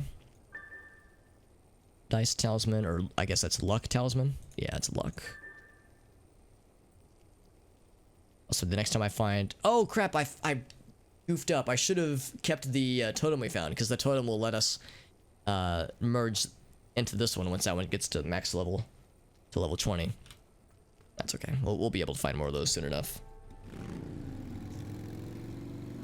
Kind of like Chinese MMOs, something similar to Summoner's War. Yeah, I know that there are other MMOs that do something similar. I don't know if I love it. I certainly don't hate it. I don't like actively dislike it, but it is different from what I was expecting. But again, I know that a lot of MMOs have a max level that's not like super hard to hit. So when it comes to some kind of system for leveling past max level, or increasing your numbers past max level, that's usually going to be involved in some way. Let's check some of these safe houses, by the way, for the main story. Oh, also there was some lore we found earlier with regards to specters, I believe. There's a filth bird up there. Very rarely do we see those. Into the bestiary. This was for specters, I believe. So I think we found one of these, I think. There's the western ones. Regardless of the era of their death, they manifest in bedraggled turn-of-the-century finery. I think we've read that one before. The eastern specters, hungry ghosts, living driven by envy and greed, afflicted with a torturous hunger for repugnant objects like human corpses, rotten food, or excrement. Ugh. Legends say these phantoms come from a place called House of Chattering Ghosts, an otherworldly mansion. Its 51 lacquered halls echo with the gnashing of Geist teeth like a cicada chorus of twilight. Their insatiable hunger is held in check by Sagaki rituals, but current events have forced them to go unsated. No one is around to remember the offerings. Now they lurk in the backstreet shadows, gorging themselves in the city's backed-up filth. Deeply ashamed of their condition, these specters are easily provoked to violence if disturbed. Also, Rule, good to see you, buddy. Oh, thank you very much, Rule Drip. That would explain why I was doing so little damage earlier. You're 100% correct, my dude. Yeah, we fought some enemies earlier. I was like, man, these guys have a lot more health than I was remembering. It's because I was still on fitty. Thank you for the heads up on that, because that would definitely have something to do with it, I think. Oh, okay, well, here's a safe house, and here's a very... Oh, I thought she was hanging. No, she's been stabbed already, so the bunny assassin has gotten to this one already. Put the spirit to rest. I guess being murdered in this sense might, you know, be traumatic in some way. Although it seems like this person maybe was not... maybe I shouldn't say that they were not a nice person, but that they did some unsavory deeds. Here, we'll line this up so we can hit them both. So yeah, it's like, I don't know. I mean, are they worthy being put to rest? I guess so. I guess they're worthy. Still, it's like, oh man. These aren't exactly nice peoples. Stun them both. Yeah, like doing this fight with the super low DPS that I had earlier would have been really rough. There we go. So the spirit has been put to rest. Let's find more safe houses. We can probably assume, I don't know if all of them are going to be murdered, but many of them will be found dead already. Oh, there's a safe house on the docks. Let's just warp over. We've got plenty of anima shards. Ever since Jay and Sunny and Mutiny and all kinds of other nice people have allowed us to join in on the raids and that kind of stuff, we're making a ton of anima shards. There was a point much earlier on when we were still in the first couple acts of the game where anima was kind of a bit of a delicacy, so to speak. Or not anima, but anima shards was a bit of a delicacy because we couldn't. I was spending more than I was getting from just regular missions. But now I'm like in the opposite position where I got so many. I'm wealthy with anima shards. Anime shards. I have so much anime.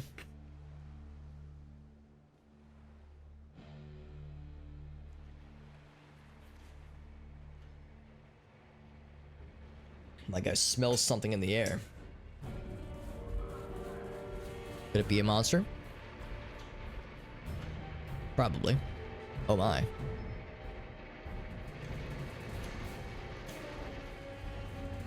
Oh my. So the bunny assassin not only knows we're following her, but she's none too happy about it. Oh.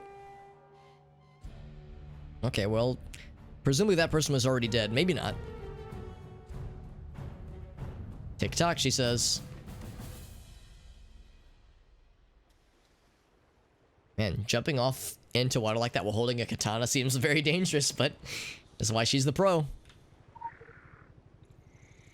There's a chance there could be two of you. That'd be kind of cool, actually. Double hobbits. Man, that's scary. One of me is already enough as it is.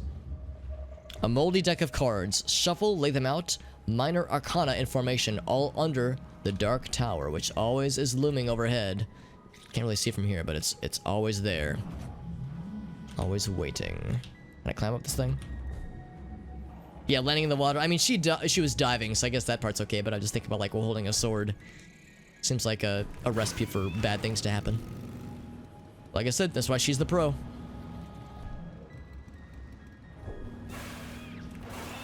Can I climb on this? Oh, you can. Okay, that actually changes things. I'm gonna see if I can get that lower over there. Oop, with my spider jump. Oh wait, I can't jump. There's 2 of these. Okay. I probably can't make that then. I'm just wondering how I get that lower. Maybe I have to jump off from the top area. Whoopsie daisy. Standing next to lava. Yeah, standing next to lava, nothing bad could possibly happen. Definitely nothing, no horrible things for anybody. Also, we'll just do this to get the lore. Almost. I definitely didn't yell loud enough. I've learned that if you make a lot of noise when your character is jumping in a video game, it'll make you jump more gooder. If you like make a lot of noise. So here we go. Hey, see, it worked that time. You've seen the crawling dreams before, but not like this. It has a nuance, layered subtext, familiarity with your monkey brains. It has been engaged with your dreams for much, much longer. Expected or exposed to your thoughts, desires, aeon upon eon, and the sun's cult dances. Oh yeah. Alright, so... I don't think there's really much else. Oh, there's this though. I need a key for the containers. Oh, I do remember this. Yeah, having to kill bosses in this area to get keys. I don't know if there's anything that's worthwhile in these. In the original game, it was how you got something, but I can't remember what it was. I don't think it's anything that we have to like worry about real though.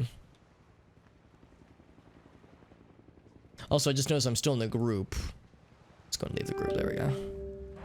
Boom. Should I just warp over to our next safe house location? Because that safe house was not particularly safe. Just very dead. D-E-D dead. Can I go as the crow flies or do I have to go around? I probably have to go around. See, yeah, there's no breach in the wall. Well, yeah, that's not gonna work. That's okay. We don't have to go that far to kind of slither around.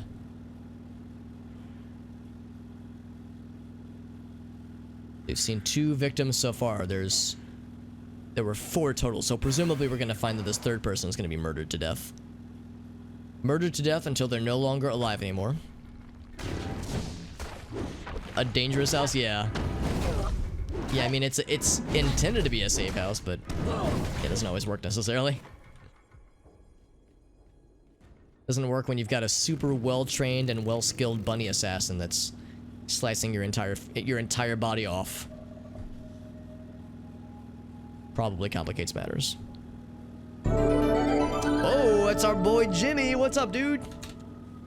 Thank you so much to Jimmy, who is our resident a bunny expert himself and an expert to this game.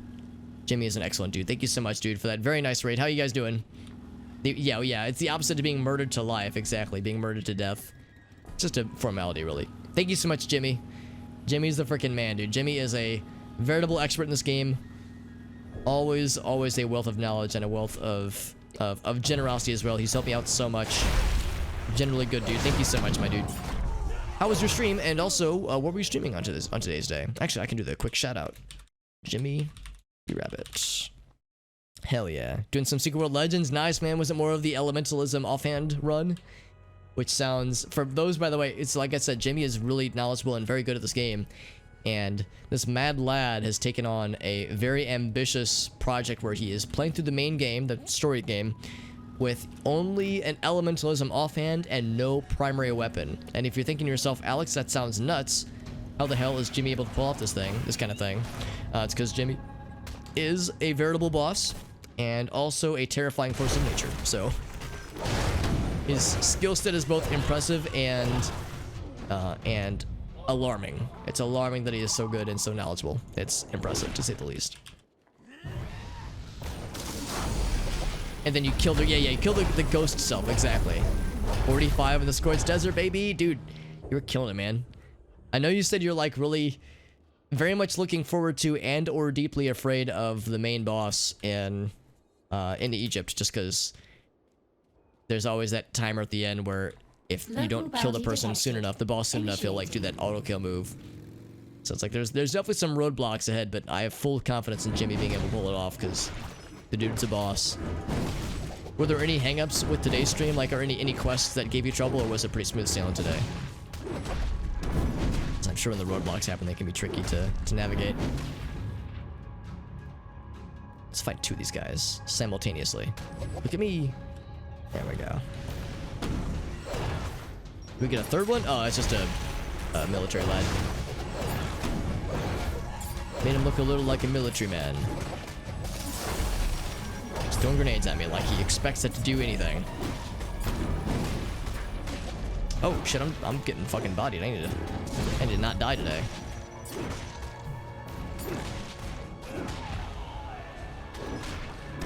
There we go. 3 out of 5. Text adventure investigation mission without looking it up. Oh, really? Yeah, super specific answers. Is that the one? What do you think about this? Text adventure investigation. I don't know if I know that one, actually. I'm guessing it's in the Scorched Sands. If it's like super specific. I mean, like it said, if you've done it before, it's like, you know, the general idea, but if it has very specific wants and needs, it's called immersion. I must have not done that one then. It's in the Orochi area in the Scorched Sands. I know I definitely went there, but I don't think I did that quest then. Lore about the wall nearby. Ooh. Yeah, I'm sure it sounds like that one probably took a bit then. Took a minute. There we go. Filthy hazmat lads are now hazmat-ant. As in they're, you know, not anymore. I don't know, that kind of fell flat. Let's see. So I think we determined... Yeah, that's crit power rating. That's already maxed out. Yeah, that's already level 20. Do I have any more? Yeah, I have 1 more crit power. So what I need to do is I need to hang on this guy and level it up. In fact, we can probably level it up now, can't we? And with that... Oh, it's not max level, though. Oh, shit. Okay. Oh, this hit rating. Okay, never mind. This one. That's crit power. There we go. Beautiful. Alright, so we do need to keep an eye out for hit rating. Although this one is only a 1 pip hit rating, much to my shame. It's like, oh, geez, I've been investing in a 1 pip this whole time. I need to level that up soon. So once you find a 2 pip hit rating, I'm definitely going to use it. And then what else? That guy. Bloop. Bloop. And then I'm gonna hang on to this guy. I'm not gonna spend it yet because this one, well, we can fuse that with this guy once it's max level to turn it blue, which would be dope as AF. It's a pretty good one. Hasn't Matt? That's much better. Five Finger. I'm glad you're here. I'm glad you're here for many reasons, but also, I shouldn't say mostly, but also because we're able to pick up when I'm fumbling with my dumb, stupid, sick burns, quote unquote sick burns. The one from Lisa, right? Yeah, I'll admit I actually forgot that Lisa even existed until well after I had beaten the Scorched Sands. I went back to do the Ankh, and I was like, where do you find the Ankh? And I was like, oh, it's this lady named Lisa, and I haven't even like given her the time of day, like, because she had a bunch of quests, and I haven't done a single one of them other than the Ankh. So yeah, that was a goof on my part. Compliance is mandatory, it says. First wall went up around Kaidan. It was a physical wall, an information wall as well. Civilians tried to escape. Infected civilians proceeded to medical facilities, given radically invasive procedures. Bang, that awful sound, it says. You should be proud, Five Finger. Hell yeah. It's the good shit. Let's see what this third safe house has. I'm sure it's safe and not full of dead people. It's a human person. Hipster dude and his little pet drog friend. A sanguine drog lord puppy. He's adorable. It's a Yasakura house. Or Yasaraka. Yasaraka house. Take assault rifle, load it, but how do you use it? Oh, I see. Yeah, so it's like text commands, that kind of thing. Yeah. It sounds cool, but yeah, very hyper specific. At least we can go into this one, so it's not immediately like, oh, this place is fucked.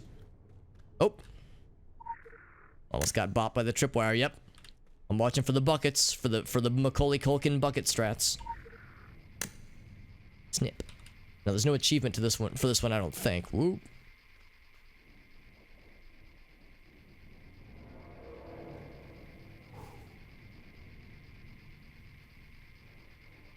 Seems like the middle is gonna be my time to strike. There we go.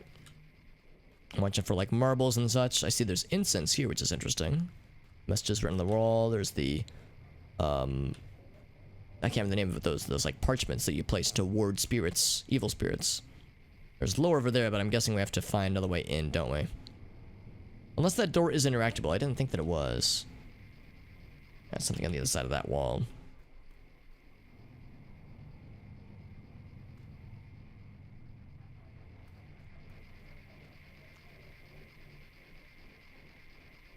Yeah, of course, there's 3 directions it's going. It's an area over there. Anything significant over here? There's lore. Can't climb over that. Just go up the stairs then. And we'll take it slow to make sure we don't trip any traps if possible. I don't know if it would explode into immediate death or just an inconvenience, but I'm not going to give it... Oh, okay, well, I think we found it. There's a keypad. And of course, it's borked out a little bit, so we got like a thing. Yeah, hopefully there's another path somewhere. Let's go back down then, because we saw there was another laser grid area. Ooh, like this one, perhaps. Whoa!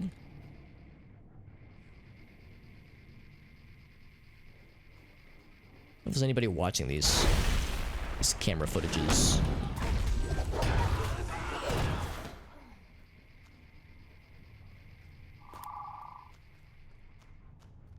Got some landmines down here, man. This place is rigged to blow. Also, yeah, turrets right there, so that's good to know.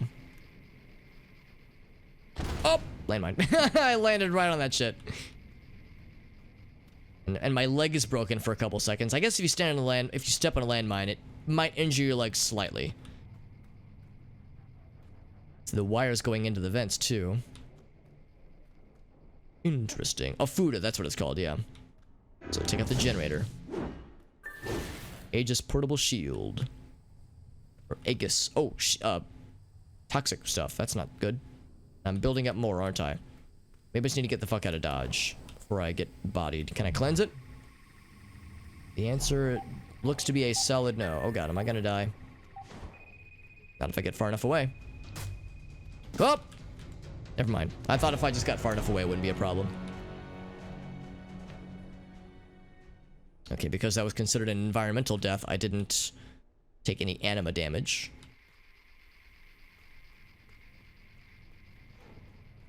Yeah, the gas was unexpected. Woo! Okay. Oddly enough, those cameras don't seem to mind my presence too much. So be wary of the landmines and the cameras. Yeah, maybe it's just a more specific sweet spot for the cameras. So I got the lore. I'll read it in a second. And of course, yeah, I cannot cleanse.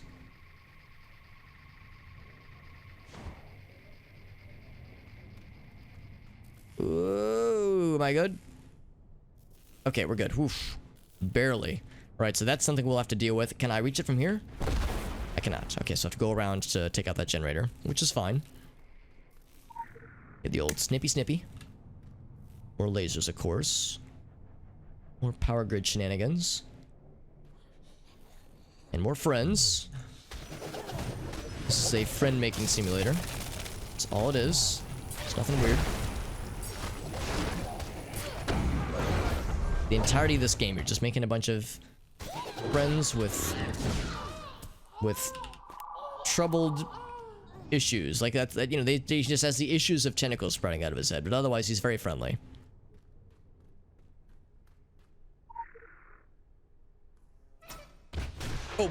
Oh, Jesus. Wow, that did a lot of damage to me. Who knew that a shotgun to the face would hurt?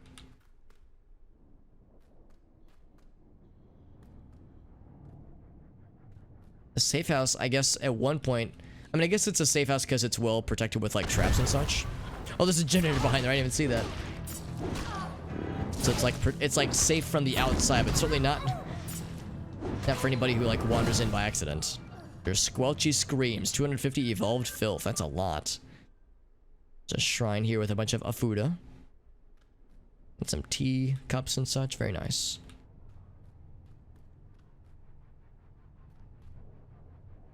The incense is still lit, so it means that I think the implication there is that somebody was here not too terribly long ago. The trapdoor shotgun was a nice touch. Reminds me of that one part in one of the early missions in Max Payne. Actually, no, I think it's at the end of one of the earlier missions where, yeah, you like find where the big bad guy's expected to be, and you open the door and you hear like the telltale click of a pulley system triggering with the doorknob opening, or the door opening, and you see the shotgun loaded on in a chair in front of you, and it's so easy to get bodied by it. Even in this game, even though I'm like, it's expected, you know, you'll probably have enough health to survive, but it's still like, oh shit. It's a good oh shit moment for sure. It's just a murderous black goop, just a boiling meme of nightmares. I'm sure it's totally fine. Also, this is available now. I wonder if the original laser grid is a thing. There's an elevator now. Oh, hello. Wasn't expecting to find another friend. Oh, come back. Is Living Flame still fighting him? Yep. Living Flame's like, let me at him. Put me in, coach. Okay. So I can't go any further. Yeah, I'm tempted to go back the way I came to see if there's any new areas available. Because there were also some lore things that caught my eye. Well, of course, there's the gas area, but I can run now. Oh, no, I can't. I lied. That's just fine. We can just go up the way we came.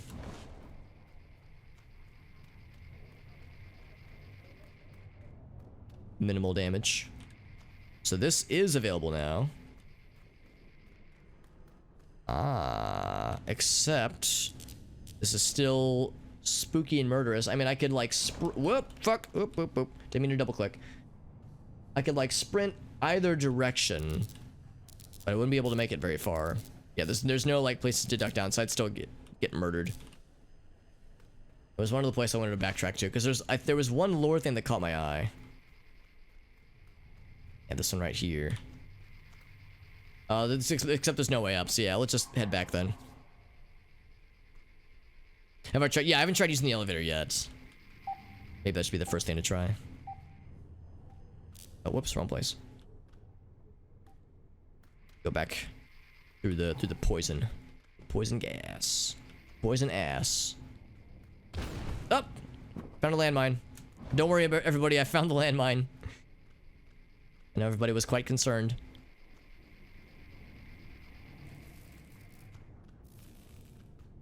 Right, so we could go upstairs, but that just leads to the laser area. Right, so let's take the elevator then. So we killed the bad guy that was inside of here. It's a level 5. Oh shit. Moving on up. Destroy the generator. I would gladly do so. Oh fuck. Oh fuck. I knocked something down, sorry. I knocked down my empty tea bottle. Actually kind of worked out though, because this is what we wanted to get to. Kapow, there we go. Now I think we're really in good shape. So the elevator is not really an option anymore. However, hopefully that means that this... Oh wait, hold on. Yeah, this is all available now. Well, it's mostly available. I mean, it's better. Wait, is this the same area?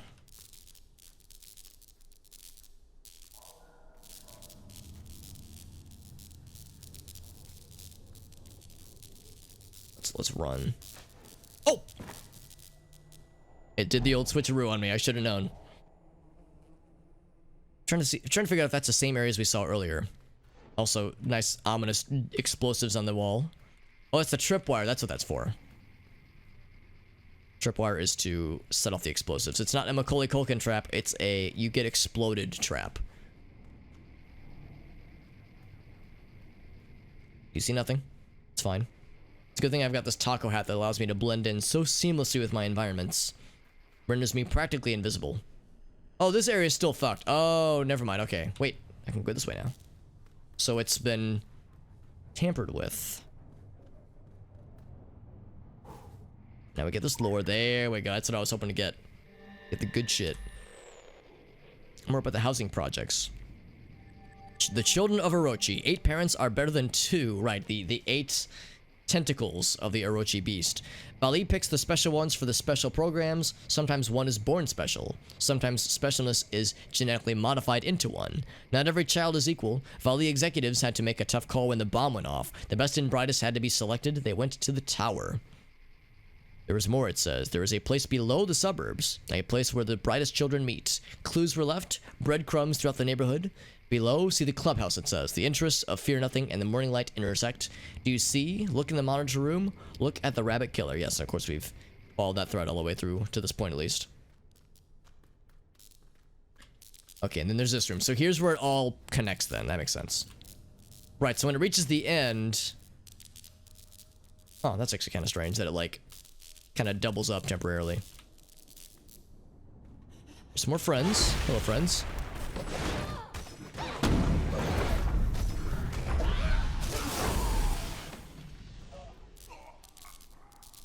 Okay. I'd expose myself to lasers to avoid the filth bomb for a second there. So some dead people, one who is definitely filthified and one who might not have been. Inconclusive. And then more buddies. Hello, buddies. And yet another generator, which might just open up all the lasers that we need.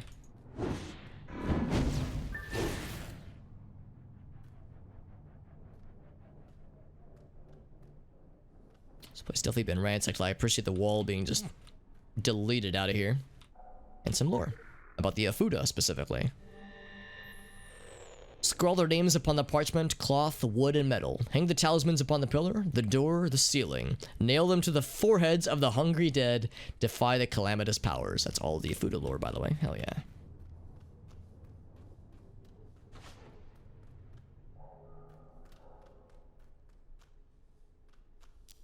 So the lasers are still lasering, but there's significantly fewer of them.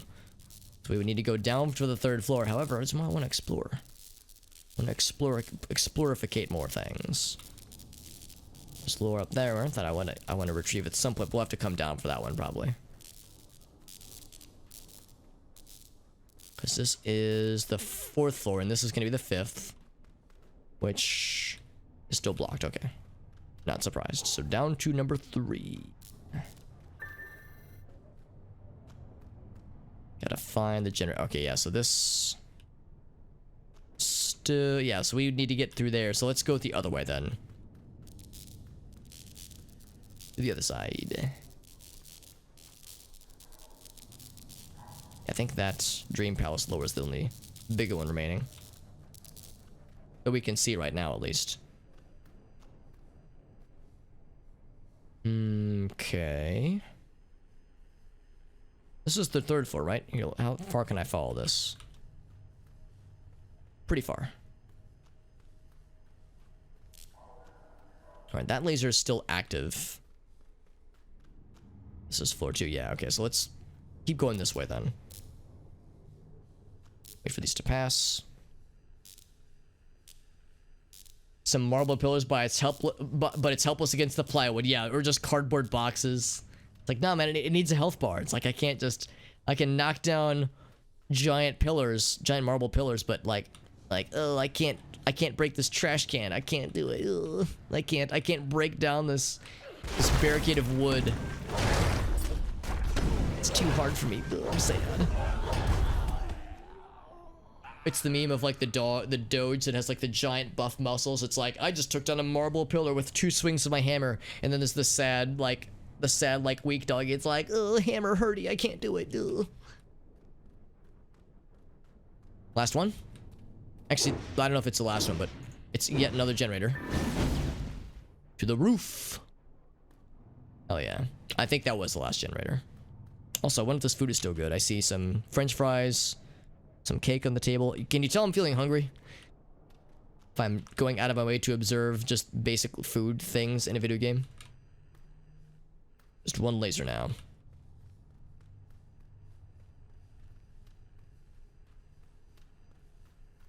That laser is still not an option. And of course, there's still the lore above her. It's okay, I'll wait. The living flame will wait too. He's a patient boy.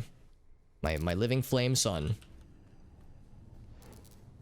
He's beautiful. He has my eyes.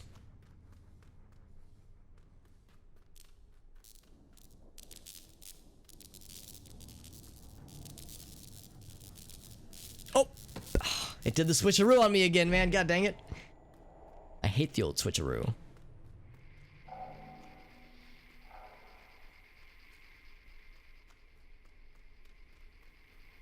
I'm gonna get that last little lore nugget. That is the final challenge to this shebang. Let's try that again.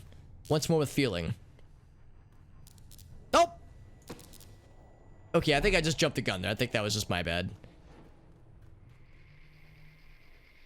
I was so excited. I'm so excited to get that lore. I let my... Not gold lust, my knowledge lust. I let it corrupt me into making improper decisions. Poor decisions. Yeah, that one's closed off. It's gotta be up here. Yeah, so we got this one. Yeah, there's the switcheroo right there. Okay, we're safe. For now. For now, we are safe. Nothing else here. Yeah, that's all fine. Bit of a labyrinth, this whole process. A little labyrinthine. Not in the safe, yeah, not in the safe time zone in the slightest. Here's the roof. Now, what are these glyphs drawn into the ground? Oh. Lasers being fired? Oh, no, it's just an Oni being portaled in. Maybe they're like summoning circles. This is an assassin. Was he here to assassinate me? Well, no, this is the safe house that was like being targeted by the bunny assassin. Maybe the Oni assassin was also hired out to assassinate these guys. We know that the bunny assassin was like intruding on the bunny assassin was intruding on the Oni's profit margin, so to speak. Now, where did that filth come from? What is going on? There are filth birds somewhere spewing that shit. There is. Get down here and fight me, you coward. Yeah, maybe the implication is that the Oni are also after these Orochi individuals. Don't blow out any candles. Oh, okay. I mean, I haven't intentionally tried to blow them out, but I've probably walked over them unintentionally a few times. Some burning corpses, by the way, you know. It's a nice way to dispose of the dead, I suppose.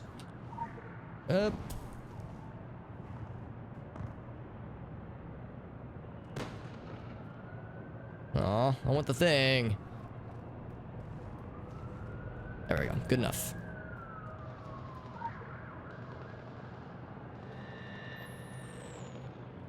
So we'll read that in a second.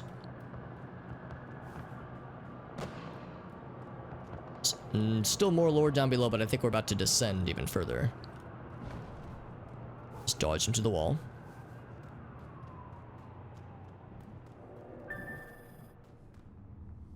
So, okay, so I lied. There is indeed one more true final generator.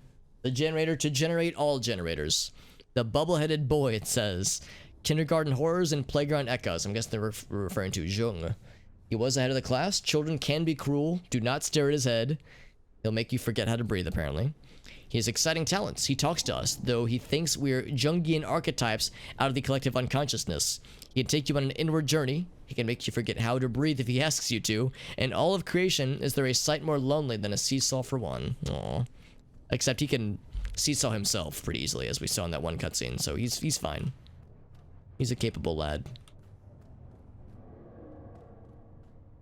It's a fancy desk situation here. And a safe next to the desk as well, like a locking safe, that kind of thing. The generator, is that a Morrowind reference, Mr. Fivefinger?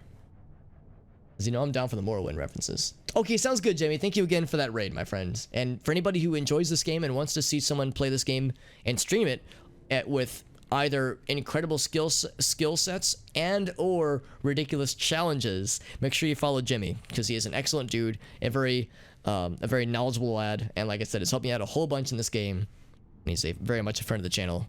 Thank you again, Jimmy, for your very generous raid. You're too darn good to me, dude. So the messenger, who is John? Who was he? John dies at the end. That's the name of a book. You can look and see. Find the red bed. I think I know what that's referring to, and that's something we'll see soon enough, that is. In the audio video suite, you can look into John. Remember Nietzsche's warning. He won't say we told you so because linear tense means little to us, it says. Oh, meaning first, okay. Because in Morrowind, the evil big bad guy's name is Dagoth-ur. Dagoth being like a designation, kind of like in Star Wars, Darth is like, you know, the Sith dudes. Dagoth is like a designation of being like big evil guy, and Ur is his name. And he was like the first Dagoth, so that actually does kind of have a nice double meaning. So is this the bunny lady's office? We know it's a safe house. Oh no, there's the bunny lady right there. This is the safe house from one of the 4 people that she's trying to kill. So I guess that's whose office this belongs to then. It's the first city. Oh, okay, I did not know that. That's interesting. Wonder where that would have been. Like the first city ever. I wonder where that would have taken place. Get to the other half of the 5th floor via the central roof access once again. Can I go back? Can I go down? No, I cannot. Nowhere to go but up, baby. Hey, bird friends. Except I can't fight him. All I can do is avoid his attack. And I'm guessing he's going to continue to take big old monster truck dumps on us with the filth shots that he's firing. So down this way, right? Safe house apartment. Still lasered. Between Tigris and Euphrates, that makes sense. Early civilization and whatnot. Security master switch. Now before I pull that, here's a dead person who's been stabbed multiple times, so we can assume that bunny lady probably got to him pretty well. So this is more just for our convenience. I think it's implied that we only barely missed her. Him getting killed. Her killing him. Because we saw her in the radio, well, or maybe she was leaving when we saw her in the CCTV. All the lasers are de-laserified, so now we can explore with reckless abandon. Whoop, I got stuck on something. Oh, there's the gas. The gas is still going, though. We'll go out this way, then. Oh, no, it's okay. I knew what you were getting at. Yeah, I would have to look up how to spell them exactly, but I'm picking up what you're putting down, my dude. You want to travel to Kaidan? I would love to. You read my mind, game.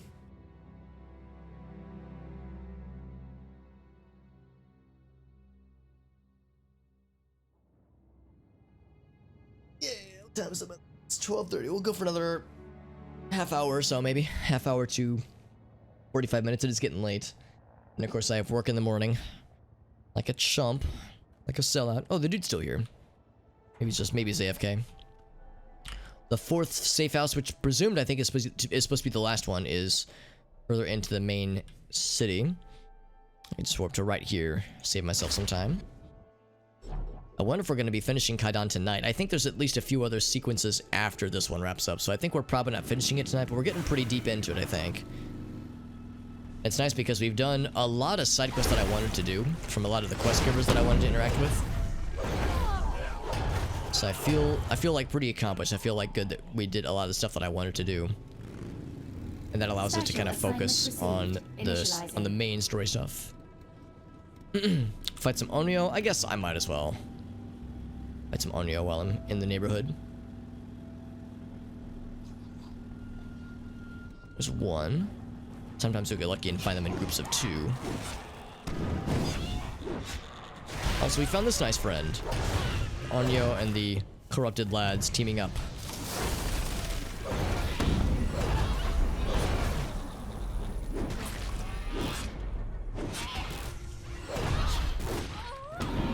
That one's out. And you're not really part of what I'm going for, but sure, we'll go in. Kill this person too. Oh, they're fighting living flame. Don't you kill my living flame friend. There's a fancy Onyo. There's a pair of them over here, though. Oops.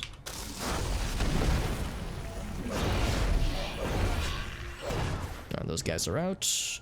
Halfway there. And we're living on a prayer. Next, I'm gonna wait for this to respawn, or the cooldowns to cool down.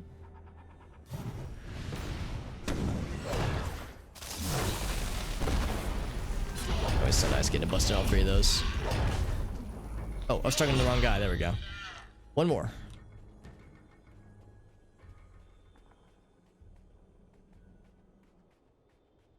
Oh, there's a duo here. Oh, let's just go ahead and go for these guys.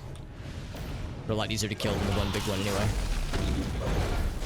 Because usually if you see a group of monsters versus a single monster of the same type, you can pretty much guess that the single one's going to be tougher to kill versus the group being like overwhelming numbers, but each individual is easier to take out. So it's usually a much simpler process. Level 17 on that one. That is a luck talisman. Yes, it is. This one's gonna take a while. Because I think that's the last talisman you get in the main game. So it'll take a while for us to be able to level that one up. Oh no, I lied. I think it was the finger talisman. That was the last one. The ring. It begs the question why this one took so long then. I guess I was just unlucky with finding less of them. Anything else? Not particularly. In fact, what I can go ahead and do... Oh, except those are purple ones. I shouldn't use the purple ones on this. Never mind. I was going to say, we do have some talisman distillates, but now I should save that for the spicy boys. Actually, what I could go ahead and do, since this one... Or I said talisman, I meant glyph. Let's use those on this guy. Put out more space. Perfect. The entity that killed me in such a way that my tormented spirit lingers, but you know what? Screw that. Yeah. I have other priorities. Exactly. Hashtag, like, monster logic. Bad guys in video games logic. It's a fourth and presumed final safe house. Well, let's see if it is that safe. Or even if it's a house. It was probably meant to be safe at one point. I'm sure all these were.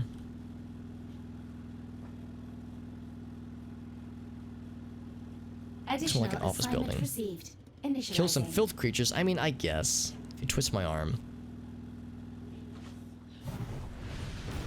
They're all feeding off this lad. There's 4 of them right there. They're looking for more groups of 4 like that. Make it super, super easy. And even though it's outside the circle, I'm pretty sure these will still count.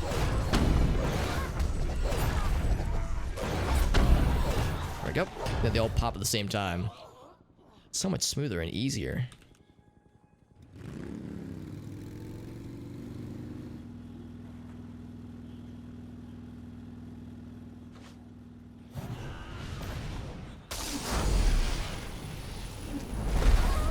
So I was hoping to get all 4 of them. There we go. Nice and easy. Okay, now we can go to the main task at hand. It's just a slight little detour. It's fine.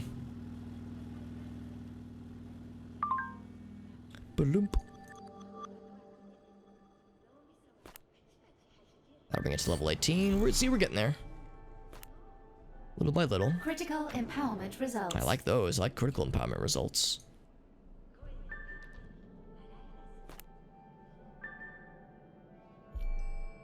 Looking forward to getting that one to level 30 because I know that'll give us some really good stat boosts, which I'm looking forward to. Cutscene time, baby!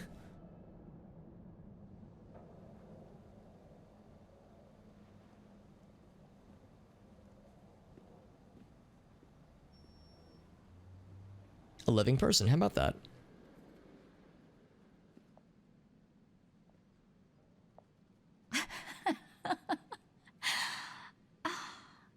You are not who I was expecting. But the Messiah warned us about you. Wear the Faceless Shadows. Do not heed their whispers. To the starving they will offer poison as sustenance. To the defenseless they will offer slavery as protection. To the dying they will offer suffering as solace. Do not heed their whispers. See, we were warned. When things fell apart, we knew you'd be coming. What took you so long?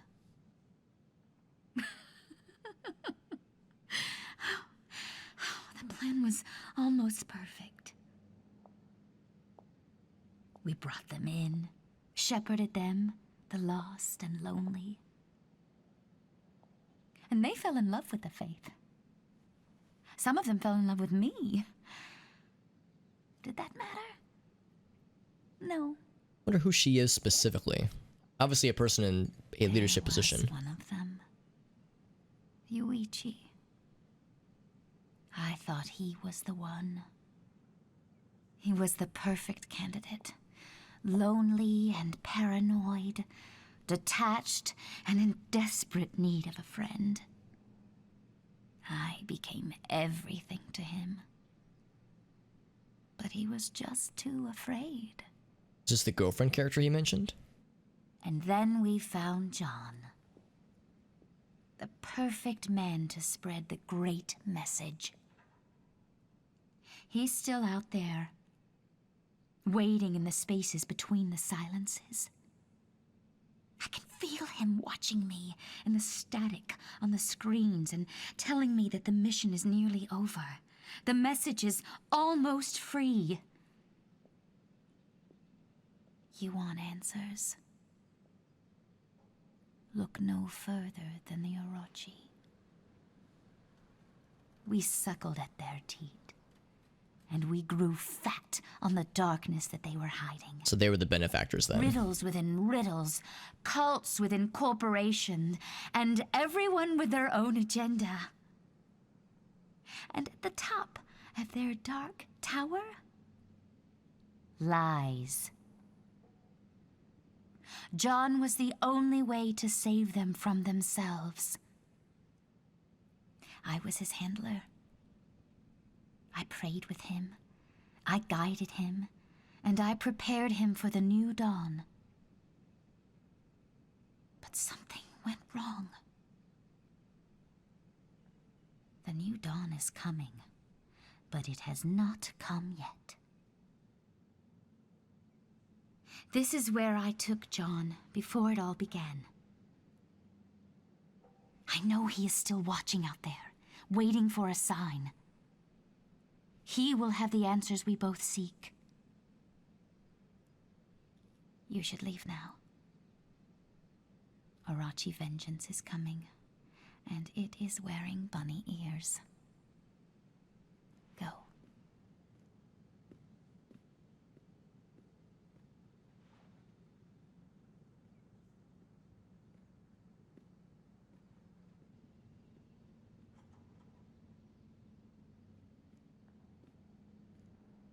Orochi vengeance. Is that implying... Oh.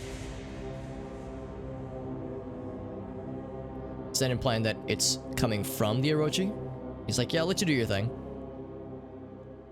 Or vengeance upon Orochi. Our guy's like, I'm not gonna try to stop this. Also, yeah, what's up, buddy? One of the investigation yeah, because there was the investigation quest, there was the origami one, where we learned that there was a girl who was really sad that a dude that she wanted to meet with wasn't there. And had like stood her up. And then we do another investigation quest where Yuichi had mentioned that like he had like scheduled a time to go visit I'd like to meet up with a girl, but then yeah, then checking out at the last second because like things went to hell. So like, yeah, you put 2 and 2 together. It's like, oh wait, the origami girl was the boyfriend character. But what I don't know is if that woman we just talked to was the origami girl. I couldn't help but notice that she had some stuff with her complexion. It looked like there was some, not scars, but there was something that had happened to her face. I couldn't quite put my finger on it.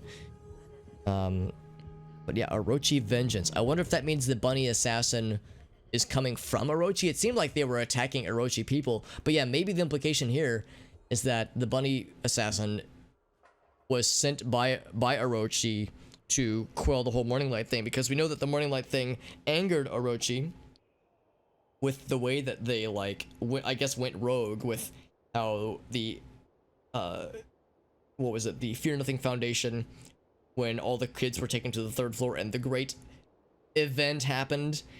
If that's like, we know that angered Orochi, but I think I've yet to understand just how much it angered them. Like, obviously it made them mad, and they like kind of split off from what Orochi wanted them to do.